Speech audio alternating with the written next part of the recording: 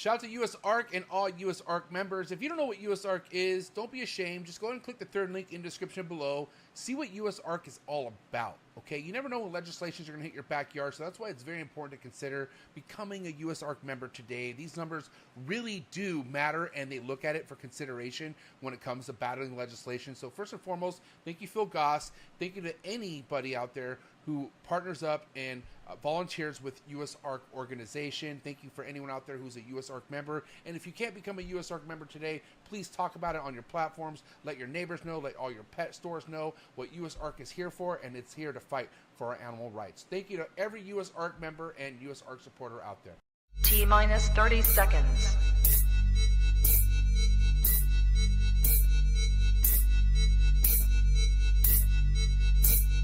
T-minus 20 seconds.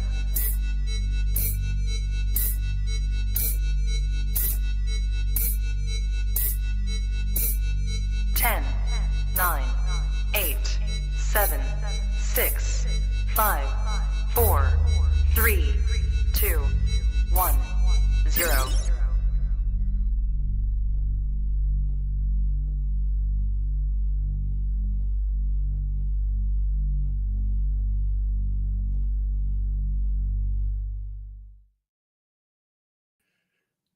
Trap Talk Reptile Network, the coolest reptile network in the world, episode 628, all in the tree. Tuesdays, we have Mojo, Herpetoculture in the building, best of both worlds. We have the Condros, and of course, we have the Emeralds to talk about tonight. With me, of course, fucking Bill Stiegel. What's up, buddy? I'm here, good to go. Let me see. Can you hear me okay, Bill? You're a little choppy. Let me crank up the volume. Yeah. How about that?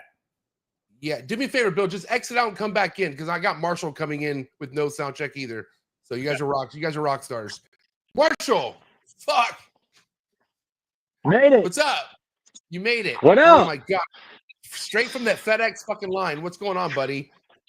Nah, just fucking hectic as usual, man. Trying to had like 8 adult ball pythons I've been trying to get shipped out to this guy for since December. And the weather, he had to work, I had to work. Of course, it had to happen this week when I'm, running around like crazy trying to get ready for this weekend. So I made it to FedEx with 20 minutes to spare, and I get there and there's 3 people in line. 2 of them don't speak English, and the guy's trying to help them. And it's oh fuck, man. I was like, dude, I'm just gonna leave these here. Is that okay? He's like, yeah, man, I got you. Go on. So let's make sure Bill's good first. What's up, Bill? Can you hear us good, Bill? Yeah, I can hear you guys fine. How about on my end? You good? Yeah, you're coming in perfect. All right, fellas. Well, thank you for being here. Let's catch up. Bill, what's going on? You obviously have a lot of work on your end. Anything eventful over the last week that happened over on your end, Bill? Had a small clutch. I wore this shirt tonight because I had my lone, probably solo yellow neo hatch last week. Whoa. Wow. Yeah, unexpected.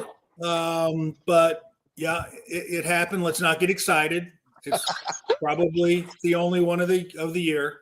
But yes, I did hatch a yellow neo. It was from my Scarface male, which is a Kofiau. He's obviously he was obviously yellow, but I thought that the female that I paired him to was red dominant, and that turned out not to be the case. So, okay, wait. How many total snakes, Bill? There were 6. And 6 in the clutch, 1 yellow. 1 yellow. Okay. And so I don't know. I mean, do you think that 1 yellow could just been a one-off? Maybe some kind of a weird, I don't know. Is there a chance you still feel like that female's a red dominant, or is it impossible now that there's a yellow involved? I would say it's impossible now. The last time she laid all red, all red neos, and I was trying to remember who she bred with. I thought it was Jaeger, which is why I thought she was red dominant, because he throws yellow babies. Yeah. But she did throw a yellow. So I think it was just the odds catching up with me on that, which is great. I mean, it's a cool pairing. The holdbacks from last year of the Scarface. The Scarface is a classic Kofiau looking male. I bred him to a red dominant, so all the neos were red, but they're all turning out to be high yellow. I kept back one. All of the ones that I released you've seen that classic red to high yellow look. Yeah. It's a pretty cool transformation, and that's what mine's doing, and that's what the rest of them are doing. It's really a weird kind of you never know what to expect, right, with that kind of pairing. Bill, I got to ask you, how many babies have you yet to try feeding? Oh, God. Between me and Alex, we've got probably 50 plus babies on the ground now, and I think all but one or two have eaten. Wow. Wow. Dude, fuck that. We've assist fed a couple small runts. I had one very small prolapse last week. Classic example. First meal was a gizzard. Second meal was a pink. Little tiny shit inked out in a prolapse. Is it me frozen or MJ frozen? I can't tell. I think MJ's frozen. MJ, cancel. Go back out and come back in.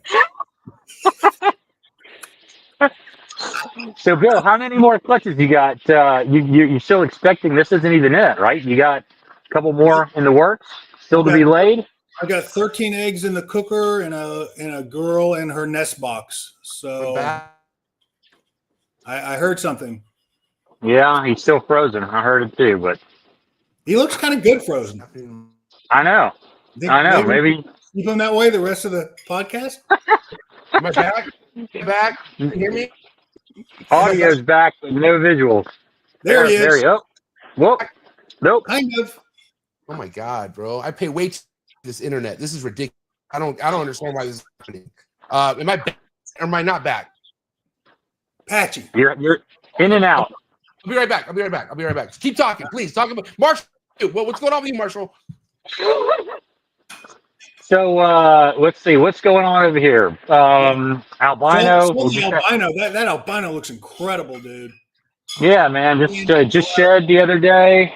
Thanks. Yeah, it's kicking ass. So it's doing well. Just posted a fresh picture of it the other day. It's going through pretty heavy change right now. We're early. It's got like it's a right at a year, a little over a year old.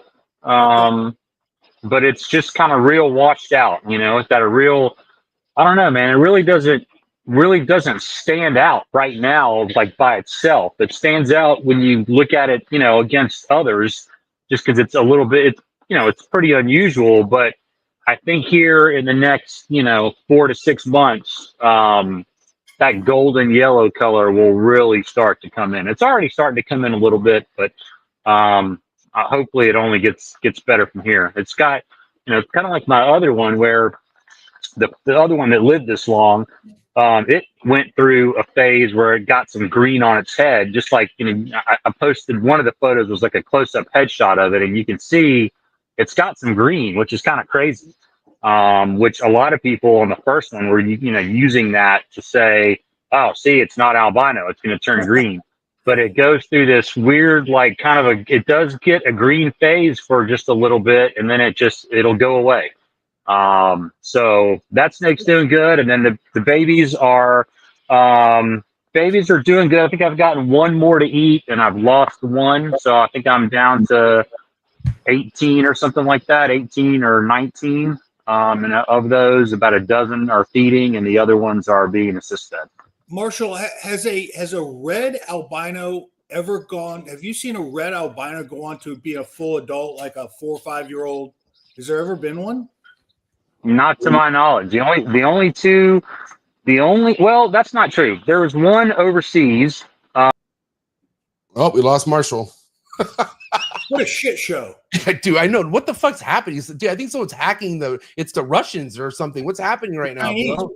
It's the Chinese. God, dude, Trump, kick back on the tariffs, dude. This is terrible.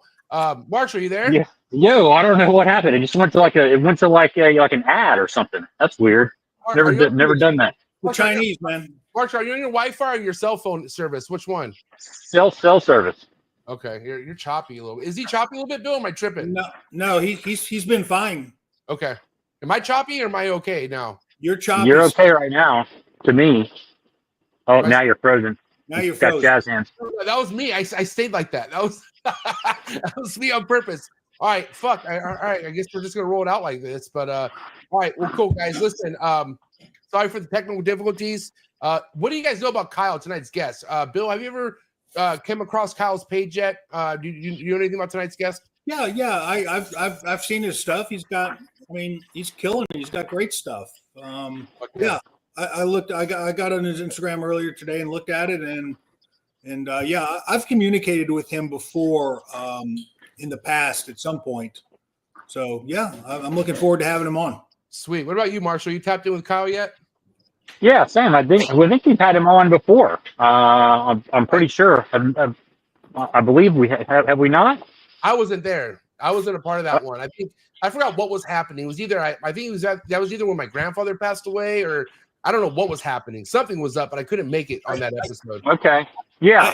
I don't recall him being on. Maybe it's just my salinity. You weren't there either, Bill. I think it was Marshall and Steven and Chris Rice. Maybe Chris Rice. Yeah, I think that's right. Or maybe maybe it was Randy. I think he's tight with Randy. Okay. All right. Because he does emerald. Yeah, he does emeralds too. Right? Yeah, he was on an emerald episode last time, because I'm pretty sure last year he had a pretty nice emerald litter of northerns. Yeah. He just had another litter, real beautiful litter, but he also has Condro clutches under his belt, and this is kind of cool to have someone who has success with both. You either have someone who favors one or the other, but this dude got both going on. So let's not waste any time. You guys want to bring him on or what? Let's do it. Let's go. All right. Shout out everyone in the building. Let's get the likes up. Do what you got to do to get your mind right. Do what you got to do to stay hydrated. Episode 628. Kyle, Mojo, Herpetoculture coming at you right now. Let's go. Choo!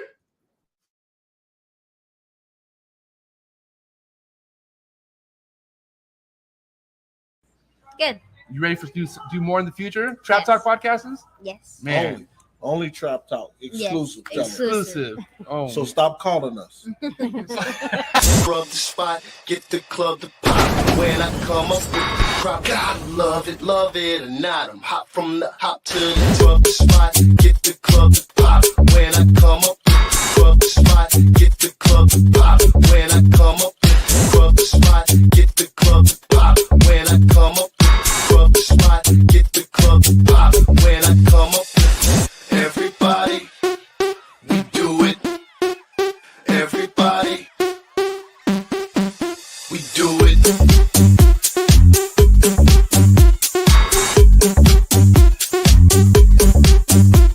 Do it.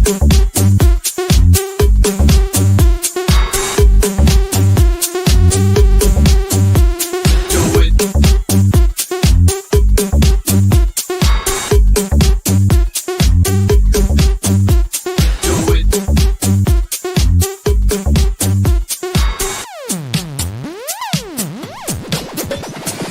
Rub the spot, get the club to pop. When I come up, rub the spot, get the club to pop. When I come up, rub the spot, get the club to pop. When I come up, rub the spot, get the club to pop. When I come up. And we're live, episode 628. Kyle, Mojo, Herpetoculture in the building, and we lost Marshall again, but he'll be back. What's up, Kyle? What's up, Kyle, how's it going, man? MJ? What's going on? How man? y'all doing? Good, brother. Doing great, man. Thanks for being here. How you living? Oh, good. Just Uh-oh. got dropped now. Now Marshall kicked out Kyle. Kick me Kyle. out. What's up, Marshall? What's up, Kyle? How you doing, How man? you doing? I'm good. I'm good. good. How about you? Good. Yeah. So I've been busy. So Kyle, clear things up. So you've been on the podcast before. yeah. Who was on with you? So it was Kush, Marshall, and Chris, because MJ, you had to go to your flight to Daytona went off early. That's what it was. I Daytona. think it was something like because I went to Daytona and I met both of I was y'all. gonna say we met right afterwards, right? That's where we Yeah, met. I remember. Yeah. But I am tight with Randy, though. You were right about that. He just wasn't on that one. So everybody's freezing tonight. Damn, MJ's Yeah, first. I switched to Wi-Fi. Am I any better, Bill? Am I still the Yeah. same or what? You're good to go. I'm getting ready to go AOL dial-up. 28 feet right now. Click. He's right, though. So Kyle, man, what's been up? How are the Emerald babies doing from last year? Oh, last year, great. I've been lightening the load a little bit. We're actually getting ready to move to Washington. So the ones that I've had established for a while and that I didn't plan on keeping, I've been kind of parting ways with here and there.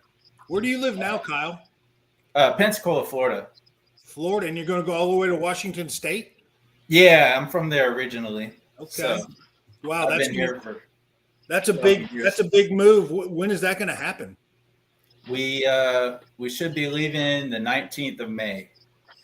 Okay. So yeah, it's all happening fast. How's that going to affect your collection and such?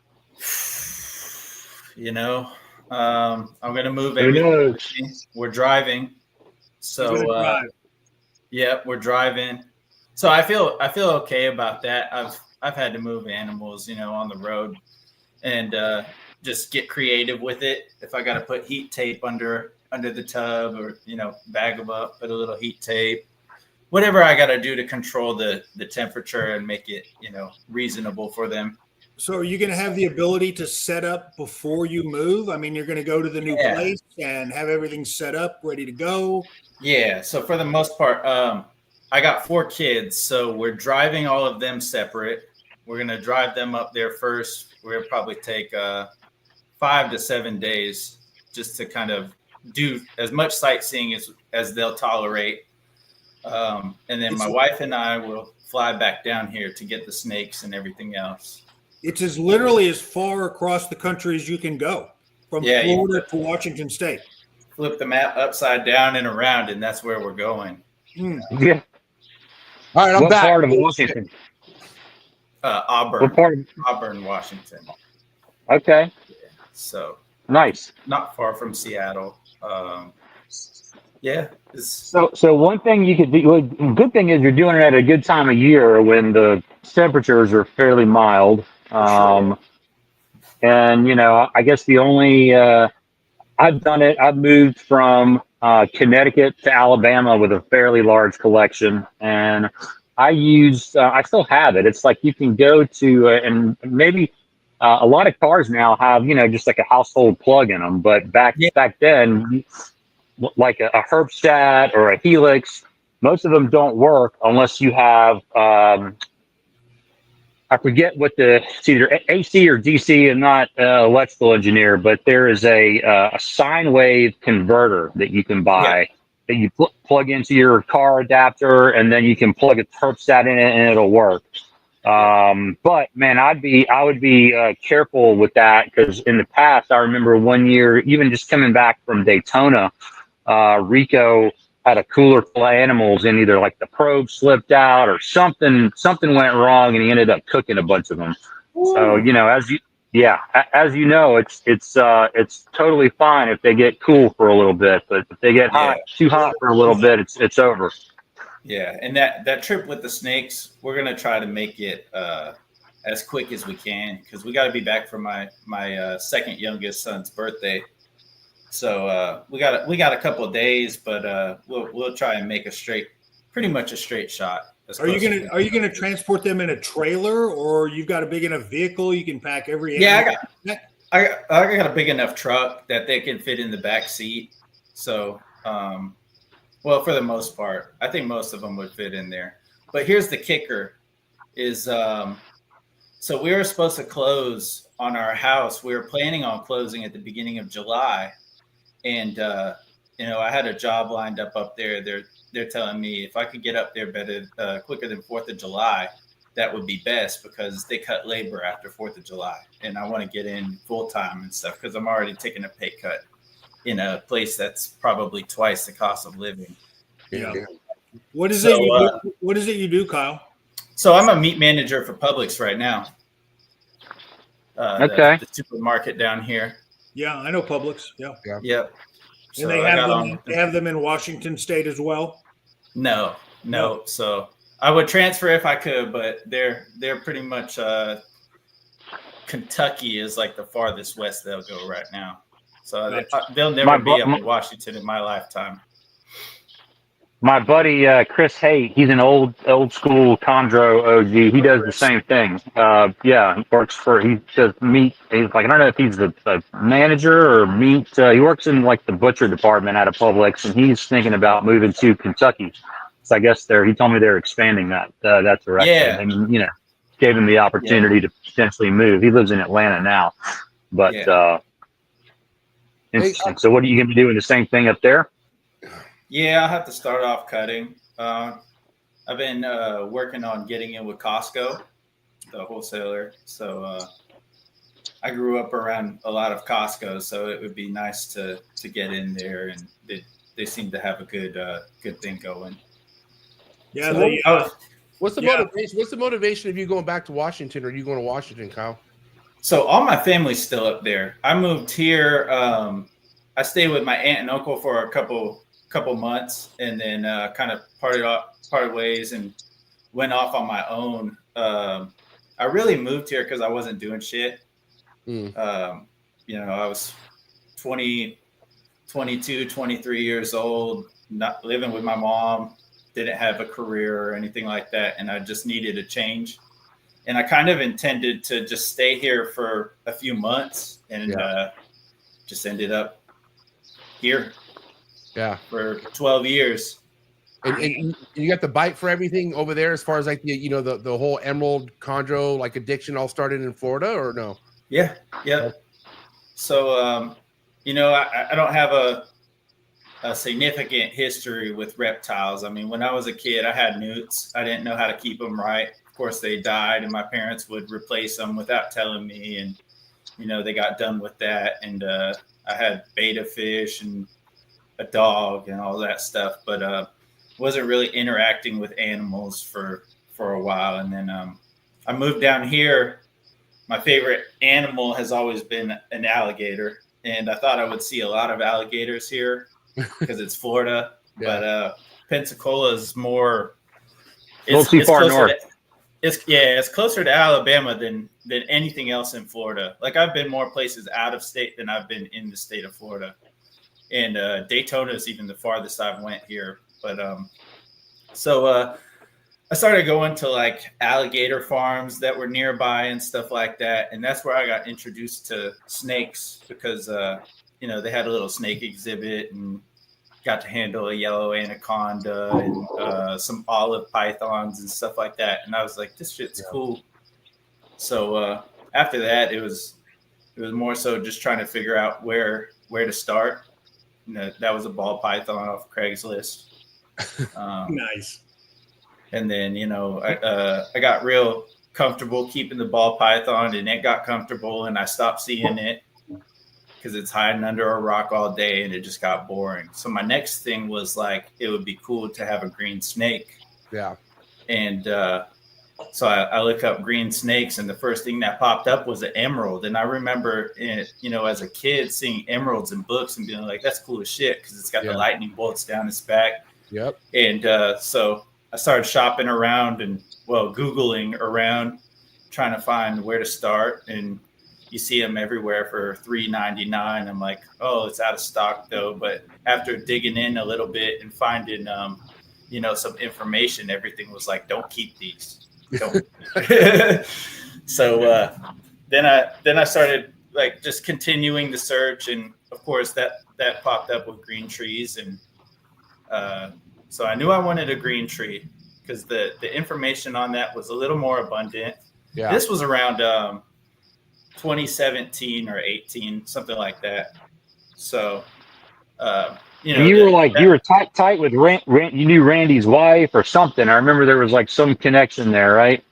Yeah. So Randy and I grew up in the same city, and I went to high school with his brothers, and grew up wrestling with them. His wife was in school with me, and we all had a group of friends that used to hang out. And Randy was more my brother's age, so I never really, I knew who Randy was, but never chatted with him or nothing like that. So when Haley started seeing that I was getting into snakes, she hit me up and said, hey, Randy's getting back into the hobby. I want to put you in touch with him. And so she did. And that's where everything. Unfortunately, it was early on, but it was a game changer for me because Randy already had connections to the Condros and stuff like that. He already knew where to go and where to send me and stuff. So when I got comfortable keeping that ball python, I knew where to start as far as getting my first green tree. And it all. Who's Randy? I mean, how do you know Randy Marshall? I don't know who the Randy guy is. Randy Pegues, he's been on the show. Like, yeah. Randy, that Randy. My bad. Holy shit. Yeah. Okay. Stoic Exotics, right? Did I say that right? Correct. Yeah. Arboreals. Yeah. That's a Randy P. Yeah. Okay, cool. So you go back with Randy. That's tight. All right. I don't know why I didn't connect the dots on that. Shout to Randy. Did you get into emeralds first or chondros first, Kyle? Chondros. Sorry. First it was carpet pythons. And that's when I got comfortable keeping Morelia, really, and then I got my first green trees in it was 2018 or 19 that I got them.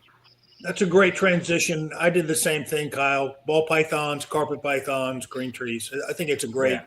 Look, Randy's in the chat now. That's Randy. Yeah. What up, Randy? Yeah. So you only had one carpet. How many carpets did you get into? Oh man, I played Noah's Ark with the carpets for a little while. I started with the Brettles python. I ended up getting a trio of jungles after that. Granite Jaguar. There's some I can't remember. I got a lot of jungle stuff. Did you ever breed them? No. Actually, trying to breed them was the end of the road for carpets with me. And I love them. I would love to get more Brettles pythons eventually, but Nidovirus kicked my ass on carpets. Whoa, no way. What year was this? Yeah. So I just put the last two down probably, I think it was 3 years ago. Damn. 3 years ago. How many snakes got wiped out? Three of them. Okay. I mean, I had, I got all that stuff, and then I really decided that like the gamma stuff is what I want to pursue. I really like that bright black and yellow. Yeah. Gammas and jungles. So yeah, that's Martin Rosemond and John Battilia's. They're the classic gamma jag. Gary has a lot of that stuff, right, Bill? That's the stuff that Gary gets. Yeah. Yep. I love that shit. That's probably my favorite type of carpet. No doubt, mine too. Yeah. Damn. Okay. So I got to ask you, when you were getting this experience with Nido, were you already collecting emeralds and chondros at that time? I had my chondro. Well, I had all that stuff by the time I realized that they had Nido. So what happened was when I decided that I want to go in on this jungle stuff, there was a breeder that had posted a proven female. She was like 10 years old by the time I got her. She had 2 clutches under her belt, and she has hairline, had nice lineage and all that. So I picked her up for a good price. And when I first got in, Nidovirus was being talked about, but I didn't know the magnitude of it really. And a lot of people at the time were saying, just keep your shit clean. And if an animal's not sick, then you're probably good, stuff like that. And this is in 2017, Kyle, just to confirm like what time frame you're talking about? I picked her up in 2018 or 19. Okay. So definitely Nido conversations were going around already by that point. Yeah. So the early on in my keeping and stuff, I had gone to Southeast Carpet Fest. They did a whole panel on Nidovirus and stuff, but I had my first Brettles python. That was the extent pretty much of what I had. So I was just happy to be there, getting lit with everybody. And Bill, you weren't there. That wasn't somewhat. You weren't there, Bill. Don't you go to Southeast?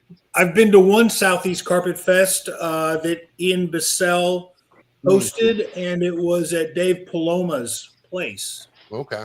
What year was this that you're talking about, Kyle? 2018? 17 was the first one I went to, and then 18, I think. I could be wrong. It could be 18 and 19, but they were both at the Bartolini's house the time I got to go. And then they haven't had one since. That was the one. Where are they? They're like in like Jackson. Are they in Jacksonville or they're about Melrose. It's like near Gainesville, I think. Gainesville. Okay, yeah, that's what I was gonna say. Yeah. So, but you know, I got that girl, and she was great. I had her for several years, no symptoms, no nothing like that. I had my Bredl's Python for several years, and those two weren't ever introduced either. I got them from completely different people. But in 20, I want to say 2020 or 2021, Hurricane Sally hit us, and we lost power for like 2 weeks. And the house, you know, it was hot as shit in the house. We had windows open, box fans, whatever we could do to like cool it down. But the house never got cold or nothing like that. And this Bredl's Python came down with a really bad RI. And so, you know, I'm taking him for treatments and doing all this stuff. And I would give him a round of, what was it? Damn, I can't remember which one. No, not the weaker shit. Ceftazidime. Ceftazidime. They gave me ceftazidime, so I was doing intramuscular injections and stuff every 24 hours. He would shake it for a little bit, then it would come back. So eventually it clicked with me to Nido test him. And sure enough, he was positive. So I put him down. Then the rest of my stuff, you know, he was in a separate room. He was in our living room because he was just cool. My kid liked to get him out and hang out with him, and I just kept everything separate by chance. So that was fortunate.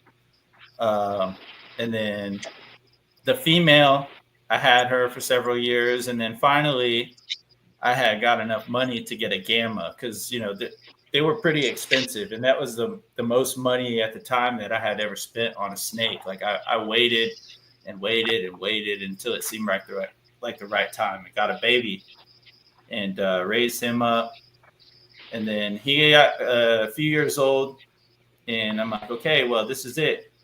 I Nido tested him, and then I paired the two, him to that female, and nothing happened. I think he was too young. He was real small too. She was a huge jungle, the biggest I've ever seen, and nothing happened. So I separated them, and then so that was, you know, January, February, or whatever. I just gave up trying with that. Said I'll try it next year.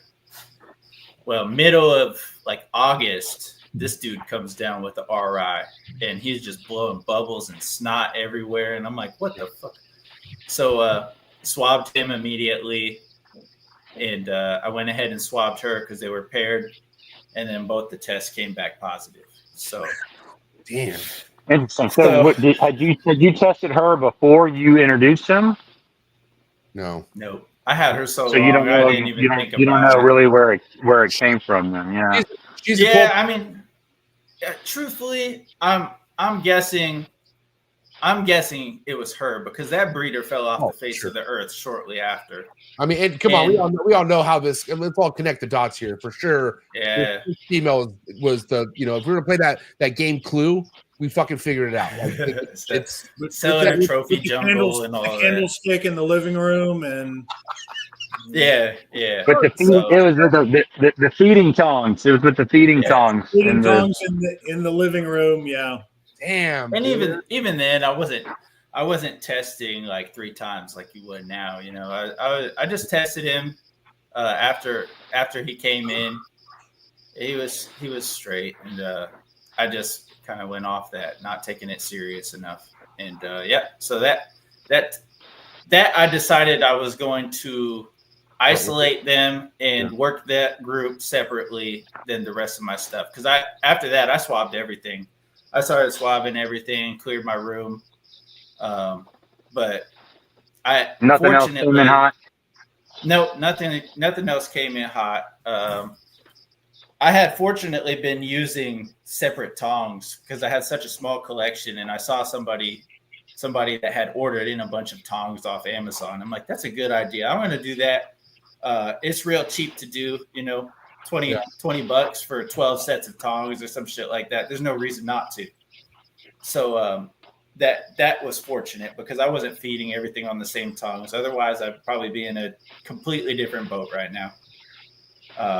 But nonetheless, that shit sucked. I maintained them for a while, and then after I got in that Guyana pair of emeralds, the wild caught stuff, I had 3 separate groups that I had to work at all times.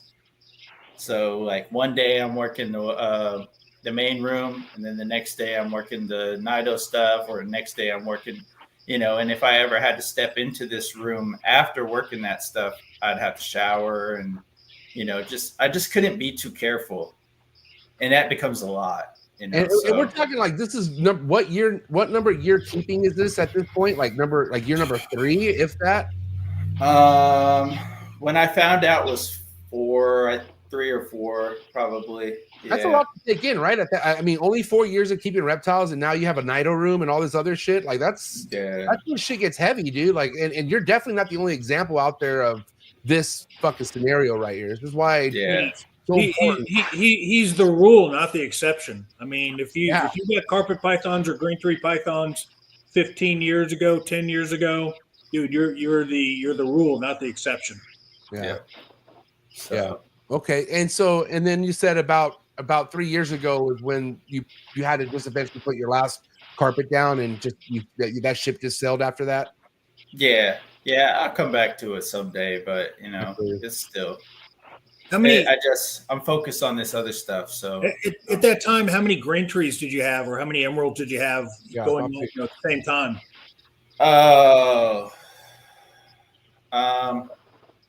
think as far as emeralds, when I probably had 7. Try to think. No, 5 captive bred, the pair of wild caughts, and then I had a trio of chondros, and that was it at the time. I've maintained a pretty small collection over time. It really just blew up within the last couple of years. Because the emeralds you started as adults, right? Because they were just big imports that you bought, right? So I bought a pair of adults, but everything, the other 5 I've raised up from babies, and the oldest one I raised up that was captive bred was 2.5 years old. And your first litter came from that pair? The wild caught one. Yep. Yeah. Okay. So were those acclimated? Were those acclimated wild caughts, or did you were they fresh when you got them? I got them fresh. I got them. And obviously no problems with regurg or anything like that. Not a single regurg ever. The biggest problem was the female. She didn't want to eat when she came in. I introduced a live rat to her. She was like looking at it, but didn't want nothing to do with it. She would come down, like pointing her nose at it, and then she would just go back up to the perch. So, and this was, I was talking to Chris a lot at the time, Chris Rice. And he was saying, when you get them in, feed them. See what's up first. See what's up early on, so you don't waste your time. So the male was taking small rats right off the bat. He was hammering them, frozen thawed. The female, she wouldn't eat that live really. So I was introducing it at night and then pulling it in the morning. Well, one day I came home. I had just said fuck it, and I left the rat in there. I came home, the rat was gone. She ate it, but she had scabs all over her back from where it had got up on the perch. Or started biting her, probably. Yeah, it was scratching her up and stuff. But she ate it. So then that was a medium rat. So probably 3 or 4 weeks later is when I tried again, and she was just shut off completely. She didn't eat again so this was in April. She didn't eat till September or October again. And what got her to eat again was a frozen thawed hamster. Oh, damn. So I had ordered some XL frozen thawed hamsters because at that point I was like, I would do anything to get this girl to eat and figure out what's going on. Because I had taken her for screening and all that. Nothing popped up. No parasites. So I was looking in the Amazon basin in northern group on Facebook, and I seen people saying gerbil, hamster, whatever. So all right, so I had put in an order on Rodent Pro and saw they had hamsters. So I sized up what would be equivalent to like a medium rat for a hamster as far as grams go. And an XL hamster was similar to a medium rat. So I brought a bag of those in, and first night, boom, she hit that shit right off the tongs, took it, swallowed it. Did you give it? Did you offer to it really hot? Like, was it like yeah? Yeah, that's the way right there. Mm-hmm. Yeah. I tried everything, man. All the tricks in the book. I had even smeared like fucking Daegu shit on it from the exotic store because they had Daegus. They're like, well, this thing's a little fucker. It bit me. You can take this if you want to and try it. And she didn't want the Daegu. I smeared the poop on its head and all that. That didn't work. So, but the hamster she took off, and then nice. 3 weeks later or 2 weeks later or whatever, because at that point I was just trying to get food in her. She hammered another hamster. Perfect. And then the third time I thawed out a medium rat with a hamster and offered her the medium rat. And ever since then, she's been on rats. We talk a lot about what is a Daegu? Daegu's like some. I want to know what a Daegu is too. Yeah, it's just a South American rodent or some shit like that. It's like a hamster type thing. Okay, like a gerbil. But yeah, wedding the pet store people. So she was like, I'm done with this thing. You can take it. We talk a lot. We talk a lot about different rodent sources, but I've never heard of offering a green tree or an emerald, a hamster or a gerbil. Marshall, you have experience with that? Oh yeah. Well, I personally don't, but that's one of Steve Volk's go-to tricks for his. He breeds these Siberian dwarf hamsters, I think they are. Yeah. And apparently, baby emeralds, like that's after they don't eat. If they won't eat live hoppers, that's his go-to is a Siberian hamster hopper. Interesting. And they go crazy for him apparently. Okay, I need that in my freezer then. I mean, hello. I mean, if you have everything else, MJ. Why not add that? Get a hamster colony going or something. What's that? What's that video? Halo, like when you have all the weapons and shit like that, and you're like, you just pick which weapon you want to use. Adding hamsters sounds ideal. Let's do it. I'll get a group tomorrow. Why not? Why not? Okay, you can have the hamster people after you now, MJ. At it. Now you like to feed your adult female emerald medium rats? Is that the prey size item you go for, or no? So that female takes a large usually. Okay. Right. At least a medium. It's at least a medium. All my females in here. Well, the one that gave me the recent litter, she's a little smaller because for a couple years I had probed her. She probed pretty deep. I thought she was a male, so I was just feeding her small rats for way too long, and so she was big but not like huge. So I probably wouldn't offer her a large for at least a few more years. But my Keith McPeak female that gave me my second litter, she can eat large, but after 2 large rats in a row, she got rolls. So I pulled that. She got what? Like fat rolls. Like you can see she's got little creases in her coil now. And that was just two large rats. So I went back to mediums with her, and that seems to do it for her. She's good with that. Is that what those lines mean? Obesity or something? Is that like, because I've seen some of those lines in older snakes, like with the scales are raising a little bit, and there's like a line going down the side of the fat of the body. You know what I'm talking about, Marshall, at all? Yeah, it's almost like you took the scale and like a piece of paper, folded it. You know?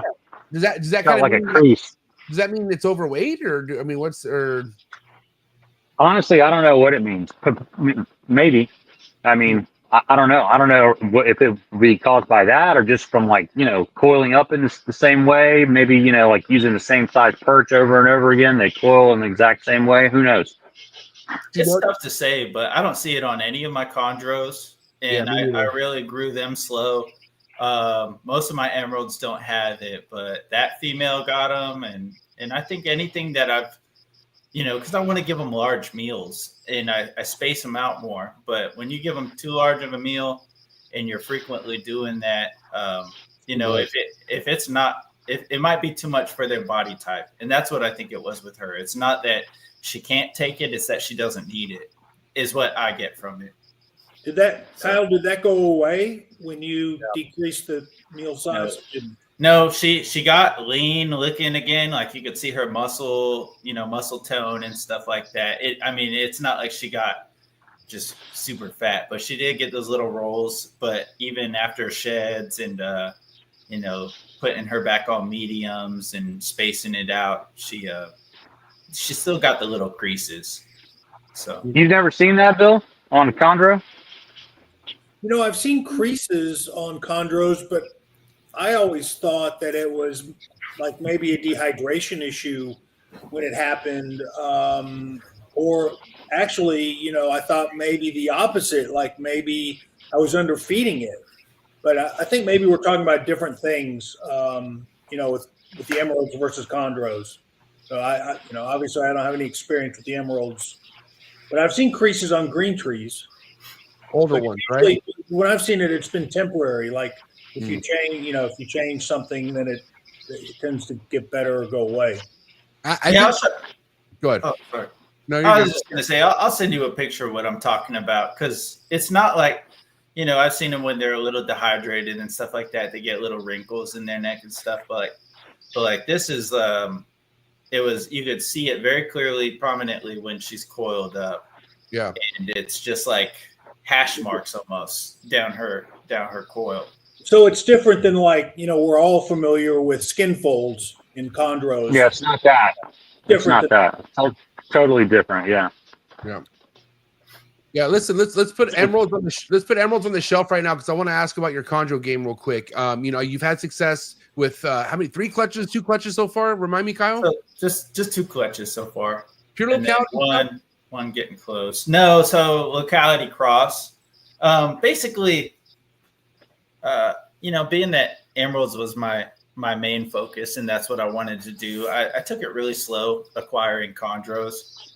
So my first 2 animals was Aru Jayapura from Bushmaster and a red Cyclops from Bushmaster.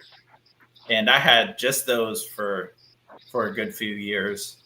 And then eventually I got that Biak female from Randy. And that was it for, they were 5 years old when I started breeding them.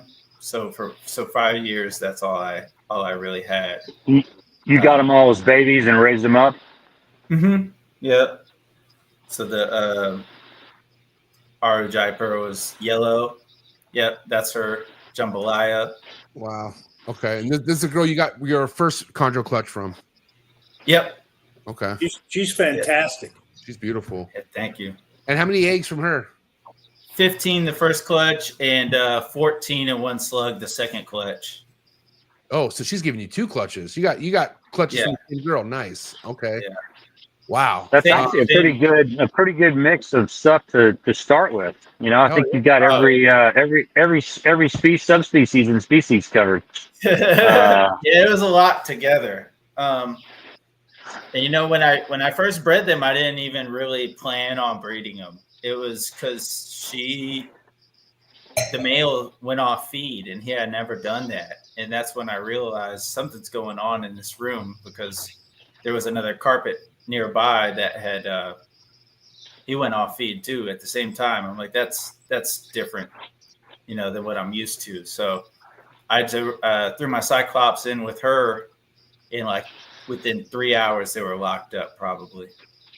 I love showing a photo like this to people, because a lot of people don't understand how fucking tiny these chondros are when they're out. You know what I mean? Like fresh day out of the egg, they're like little quarters. You know what I'm saying? Yeah. Let's talk about your approach of your first clutch getting established. Was it walk in the park? Was it kind of rough? Let's talk about that one, and let's talk about the second one. Okay. So my first one went really, I'd say, about as smooth as it could have gone for a first time breeder and a first time establishing the babies. So I was able to get, I think, nine feeding on their own pretty early on. Out of how many? 15. 9 out of 15. Yeah. Okay. More than half. So yeah. So I just started right off the bat with chick down, and I actually went large pinkies with that one. They were big enough to take them. They looked a little big inside of them, but I wanted to get them onto fuzzies as quick as I possibly could because I didn't want to deal with prolapse if that had anything to do with it. And if they would take it, then I would give it to them. So the first 9, I got started off their first feed, and then there were 5 that kind of straggled. And so I had to start the assist feeding with them. I was using pinky heads. I didn't know about the gizzards yet. Bill wasn't talking about the gizzards yet. So the pinky heads, and that was a bitch. Yeah. Yeah, I couldn't stand it. It was literally driving me crazy.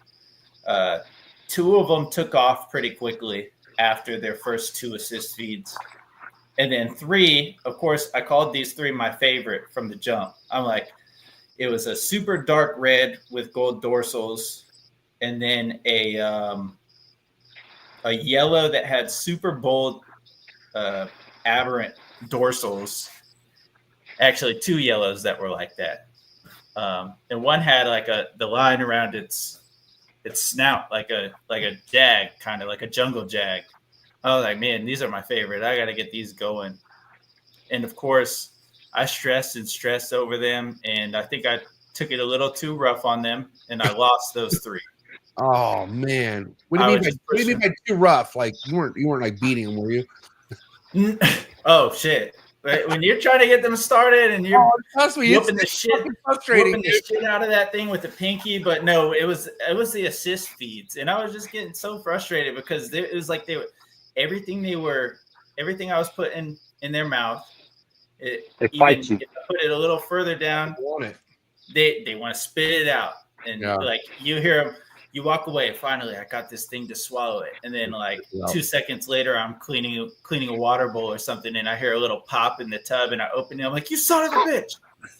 Fucking just threw that thing, you know. And so doing that over and over again, and eventually it just, I don't know if I was just being too rough when I was like picking them up and putting it in their mouth, but those 3, they croaked.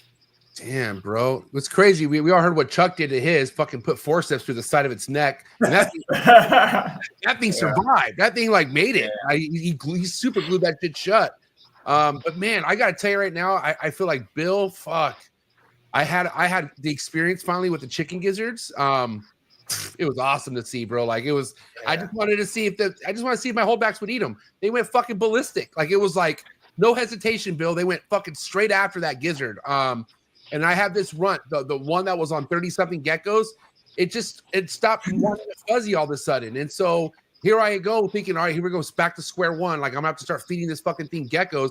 But I gave it a gizzard, fucking went ballistic over the gizzard, Bill. I couldn't believe it. It's crazy. You know, I started off using gizzards as an assist feed tool, right? Because, you know, Kyle was talking about just the nightmare of trying to feed a freaking pink head or even a pink, and it's terrible. So I initially went to gizzards as an assist feed tool, but now it's how I'm starting all of my neos. That's their first meal is a chicken. It's ironic to say, but a chick down scented chicken gizzard piece is my first meal or first several meals for all of my animals now. Dude, and that's why I got 8 pounds of it in my freezer. I'm ready. All of that cost you $1.19 probably. Yeah, well, I was amazed at how cheap it was. Yeah, it cost me more in gas money to go pick it up versus the actual meat. But I just want to talk about like just cutting the strips, as Bill always talked about how he does. Man, that meat is dense and it's not flimsy. It's a good piece of meat. You know what I'm saying? And so I haven't had to assist feed anything with that, but I can only imagine, which we've heard Bill and Marshall talk about how easy it is to assist feed that strip of gizzard. Because once you get it down that certain point, Bill, it's not spitting that thing up. Like it's going to swallow that and really quickly too. Well, the other difference in between a chicken gizzard strip is you can almost literally cook that thing. So it's really, really rough and tough. Yeah. And so it doesn't explode. You know, No. like pink wood when you're trying to get it down. I mean, it's a solid piece of tissue. Yeah. And it just goes down so easy, so flawlessly. And then, you know, you can cut a long strip so you can Right. Long and skinny. down, but it still has to swallow the other half, so it learns. And Bill, there's some fat tissue on it. Like there's some like skin on it too, Like which cartilage. Yeah, Cartilage. some cartilage on it, a little bit Yeah. of meat, and yeah, it's just anybody that's done both, tried to assist feed a pink or a pink head versus a chicken gizzard. And you know, Patrick's in the chat tonight. You know, he likes the mice legs. I'm sure it's a very similar, you know, experience. You know, putting that down has got to be a lot easier than putting down, you know, a pink that's just going to just explode on you. You know, unless, you know, that's just what they do. You try to get it halfway down, and it just turns into a piece of mush. nasty. Yeah. Yeah. Yeah, it only makes the frustration worse when you're dealing with that It does. shit. It makes it worse. Yeah. Hey, real quick, don't let this get to your head. But Ryan Wilson's in the building, okay? Shout out to Ryan. I haven't seen this guy in the chats in I don't know how fucking long. So what a pleasure to have Ryan here tonight. What's good, Ryan? We're gonna get back to the Emerald talk in just a minute. Ryan. So just hang tight. But yeah, back to Condros now. Okay, the 5 that were straggling, did all 5 of those not make it, or did maybe some of those? No, just the 3. And you know what? I forgot that I was feeding them the legs. Oh, the so mouse I was legs? skinning those little drumsticks and stuff like that. And that'll drive me crazy on its own because I'm like mini butchering these little mice, you know? And then I gotta figure out something to fucking feed it to. And I'm just like, oh, I'm gonna go feed something else, and then there's blood all in the tub, and I'm just like, you know, it's Dude, Ryan, it was just frustrating. Shout out to Ryan Young, the butcher. He loves that technique. He's fucking. He's team mouse legs, and for me, I get so grossed out till once I get all the mouse legs off, and I have all these mouse that are sitting there with no legs, and you can see all through their body, and it's like that's fucking. You just see a dark hole in like the blood, and it's like, oh my god, fucking. I can see Ryan like one of those hibachi chefs, like peeling shrimp, you know, just like. He can do like 10 in 30 seconds, you know. He does the volcano trick. Yeah. All right, so let's okay. And first off, how many of those your first clutch did you hold back, Kyle? So it started off with 4, and then here lately I've been thinning it out a little bit because I got More coming. that repeat clutch. Okay, And yeah. Okay, so that second clutch was 15 eggs again, or how many eggs on the second one? 14 that 14. time. Okay, and how did that? Was that back to back years? Or a year off? It's like a year and a half apart. Yeah, a year and a half or so. Yeah. So I bred them at a completely different time this time. So what happened was with that, I didn't plan on breeding them that time either. But what I did was, I wanted to pair my Cyclops to my Biak female. And when I first tried that was when I did my first pairing. And there was several times where I walked in and she was just like wrapped around him, had him by the neck, and she was wrapped around him. So, wow, but it was the only time that I had seen her let him copulate was because that other female next door, whether she's putting off pheromones or whatever, if she could sense that, she let him copulate one time. That first time. So this time I was like, well, let me see what time it is with him and put him in with jambalaya. And then if she's receptive, then I'll put him in with the Biak just to make sure. Because he wasn't going off feed or anything. I had been cycling everything for a little while. And temp cycling and food cycling. So I put him in with her, and right off the bat, she was receptive and let him breed. And I'm like, okay, cool. Well, let me put him back in with the Biak, separate him for a few days and put him in with her. And she didn't want nothing to do with him. And he didn't want anything to do with her. They were just constantly on opposite sides of the tub. Okay. So I just said, fuck it. Let's, if she's going to let him breed, let's put him back in there. She gained all her weight back very quickly because she was a really small female when I first bred her. She was I have to say she was probably around 500 grams when I first bred her. 5 years old and 500 grams or so, because Pretty small. Small. yeah, small. But you know, I'm just now a big proponent of like maturity is more important, and But you know, even that small, she gave you 15 eggs. Yeah, that's what I was gonna say. Crazy. yeah, 15 fertile eggs, no slugs, and all of them hatched. So Yeah. So I thought that said a lot. And so she put that weight back on pretty quickly and looked good. And I didn't feel any hesitance about it. So I just went through with that. I followed through with that pairing. And Okay. then Remind me the timeline again, real Kyle, because you told me the first time you paired was in May on the first clutch was about springtime, May, right? And when you reintroduced again, what time of the year was this again? October. Here, I could look at my notes. It had to be October or so. And that was not the following year, not the same year, obviously, right? That's like that. So the next. Yeah. So that first pairing was 2023, and then I guess the end of 2024. It's when you paired again. Got it. Is when I paired again. That was just I introduced them in September. Got it. Okay. September. And do you feel comfortable doing it in fall, or do you prefer the springtime, like based off what you're seeing? I liked the spring pairing because I went completely off of what they were doing. You know, he went off feed. She started building follicles. I paired them. It was magic. The fall pairing, I wanted to do that mainly to see how my temp cycling and food cycling would work, because I've done the same thing every year for the past 3 or 4 years. I'll feed them heavily going into the fall, coming out of summer into the fall, at least more frequently. And then November 1st is when I'll drop the temperature in the room. And then I'll keep the temps dropped until February 1st and cut feed during that time, unless they start breeding. And when they start breeding, when I separate, I'll offer them food. And when you say drop the temps, what are we dropping it to? So 75 is what I'll set the thermostat to.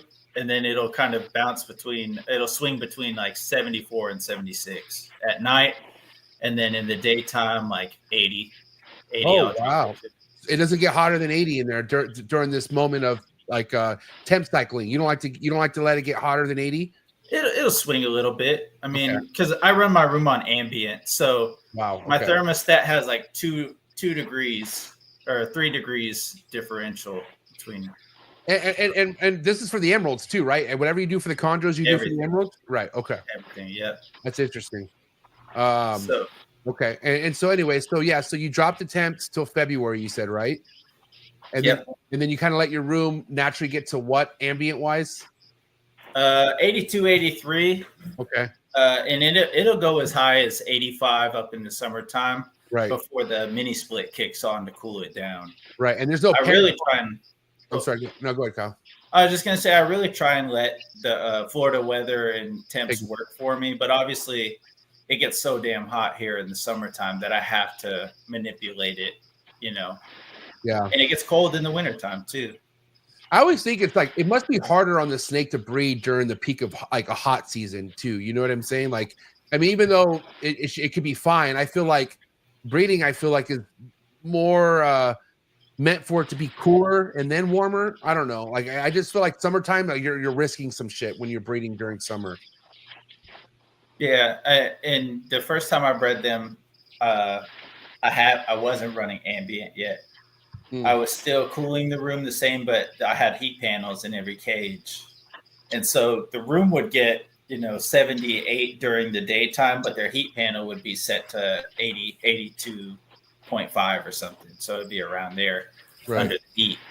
And the reason I quit that was because right after she laid her eggs, I came in and her and the female next to her had like a slight wheeze, and I had to the black Reptile basic heat panels in there, and I already had to super glue the plug in because they kept pulling it out. Mm-hmm. But I know those panels.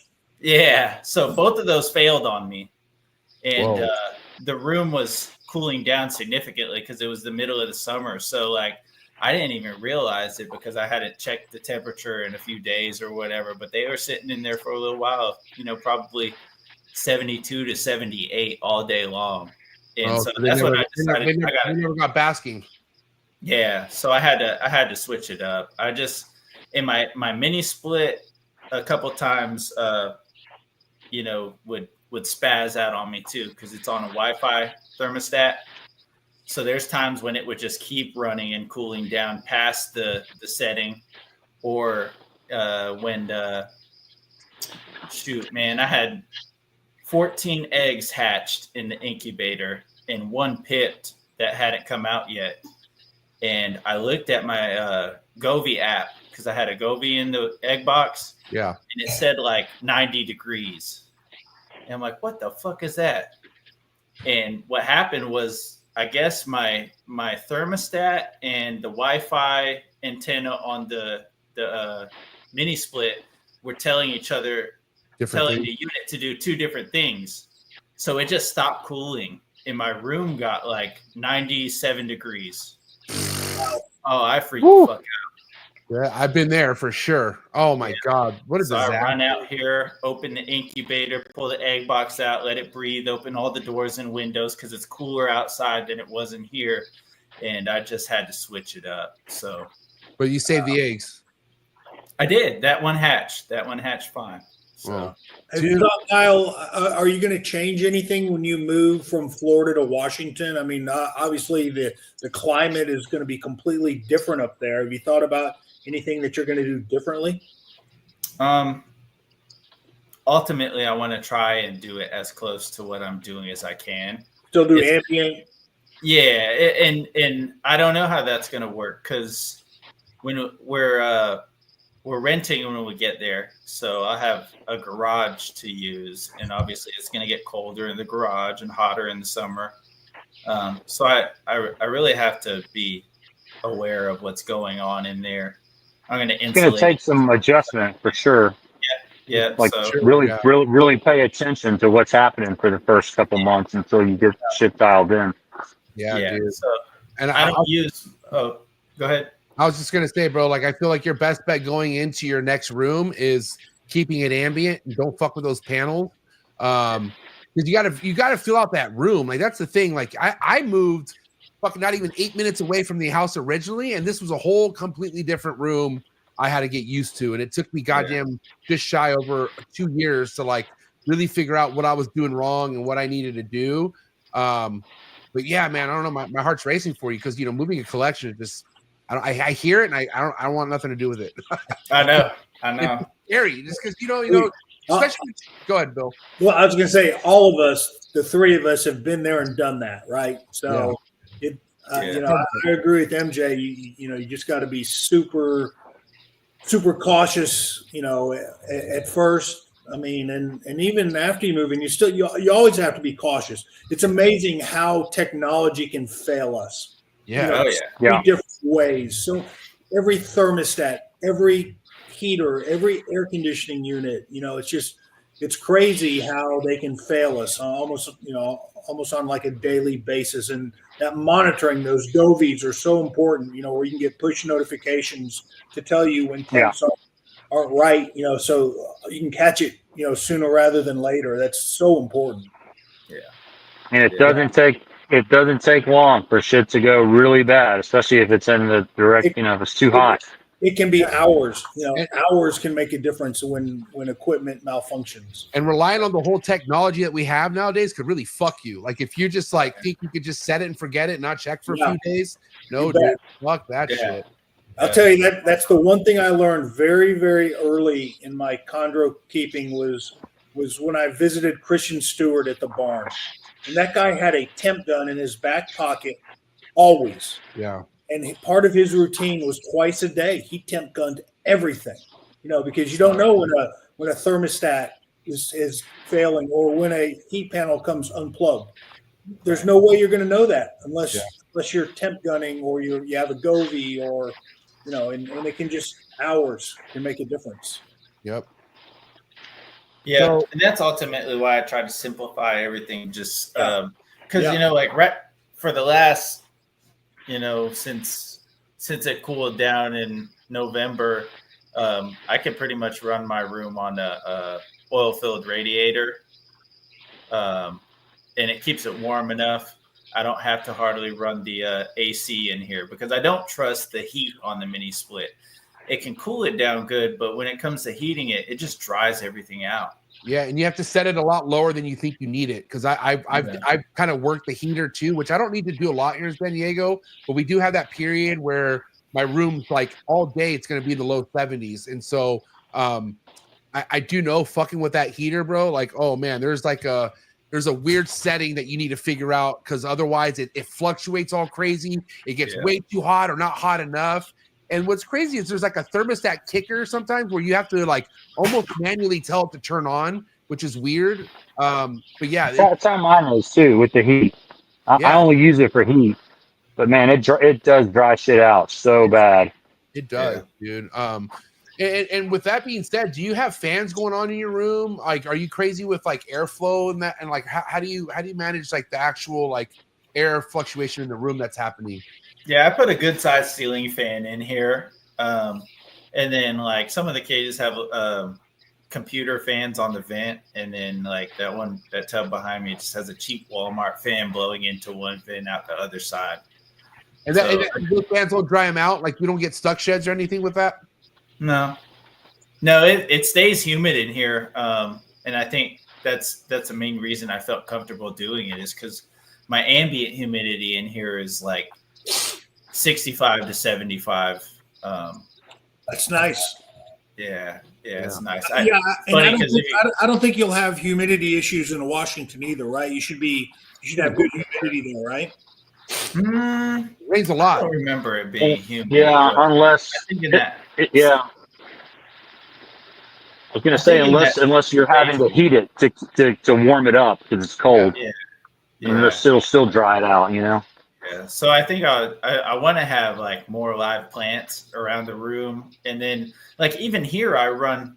Oh, okay, that's good to hear. Yeah, that's real good to hear. I don't know. Coming from Florida and going to Washington, like 90 degrees there feels like 70 degrees here, just because it's so humid all the time.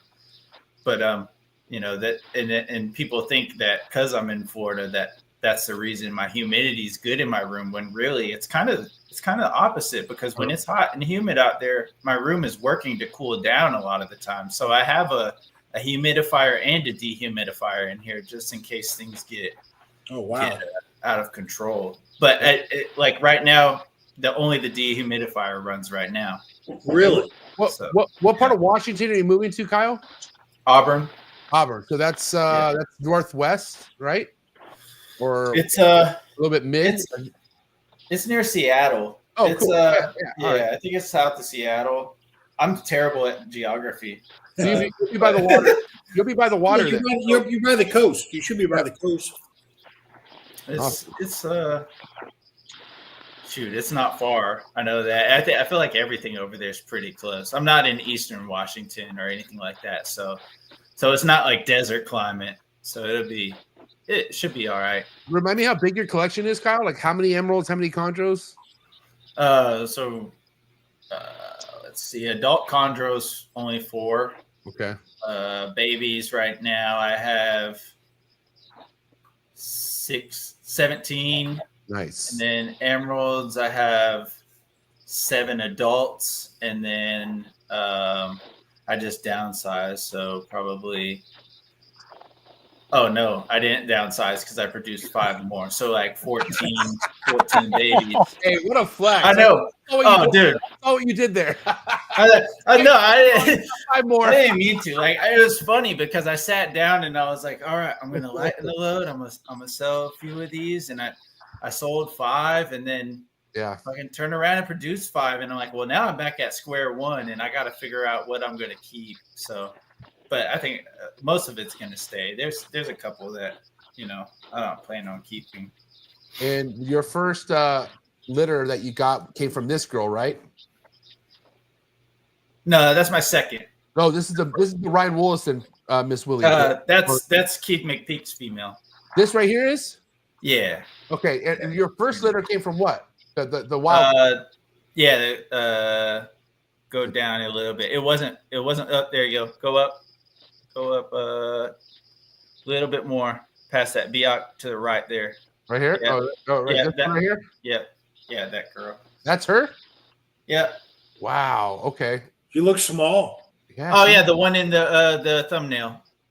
She's not small. She's the biggest one for sure. Naturally, she's pretty large.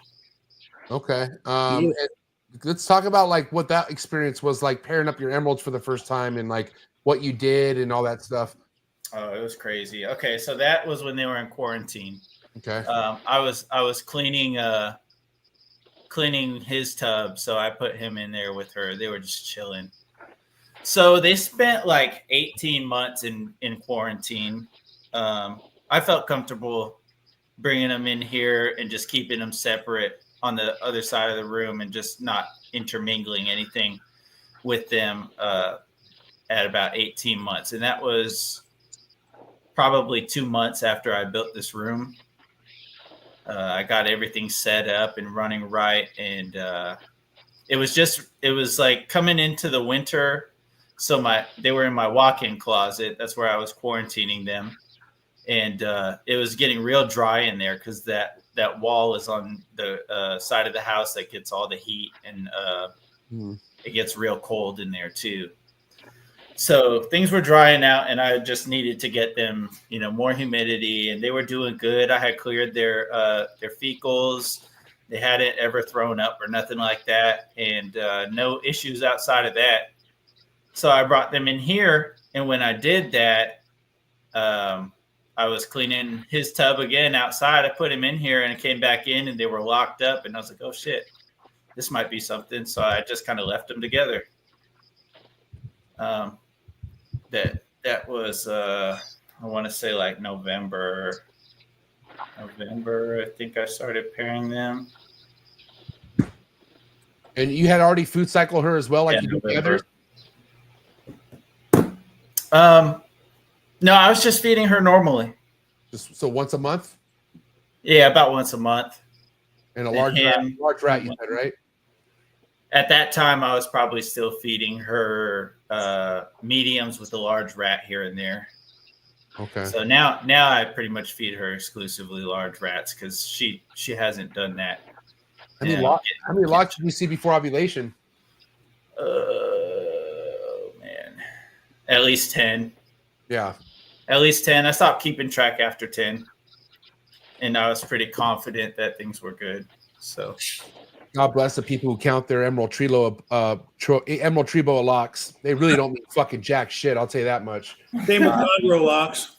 Yeah, but I will say I do feel a little bit more better with a Condro locking with Condros locking for whatever reason. But goddamn, I think 3 years in a row I've had a male just go ballistic on a female, just lock after lock after lock after lock, and nothing ever happened. And I don't know if it was the food cycle that I did. That I know Warren Booth helped me out a lot with that, but I just know that just like you said, Bill, locks are locks. They look cool, but doesn't mean or guarantee jack shit. So okay, so and I'm curious. So around what time of the year did you notice her? Did you notice her building? Like, did you notice her getting big? Like, what were the signs you were seeing from this, Kyle? Yeah, there was I think a picture, the other picture in that same row that you pulled the picture of her up is when I started seeing the swelling and stuff. And so on my notes, I got like 12-2 is when I started seeing noticeable swelling, scale separation. And that's also when Katrina, the Keith McPeak female, started swelling up too. So all around the same time of year. You named her after the hurricane, huh? Yeah. So okay, when did you notice the peak ovulation? Like, when did you notice the big fucking, That So- was January. Hey, I'll be right back. Gotta step out for a second. You're good. January 10th is a real big ovulation.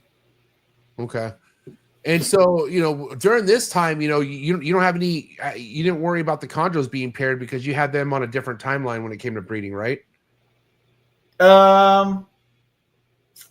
I think because like when they started breeding, I said I wasn't gonna mess with chondros at the time. I just wanted to focus on emeralds, so that's why I let it be. I just didn't pair anything up, and not to mention like I said, I only had a trio, and the Biok female hates that Cyclops. I don't even risk it anymore. So. And you were seeing the female mess up the male, or what was happening?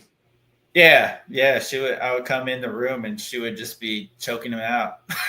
Oh, I thought you meant they were just like kind of cuddling. No, she was legit. Oh no, she was choking his ass out. And it was like, yeah, she's big too. She's a lot bigger than him. So Are you sure he didn't start it and she just fucking protected herself? Because I've seen the male like try to fuck with the females before, but I don't know. I don't know if it was provoked with you. I don't know.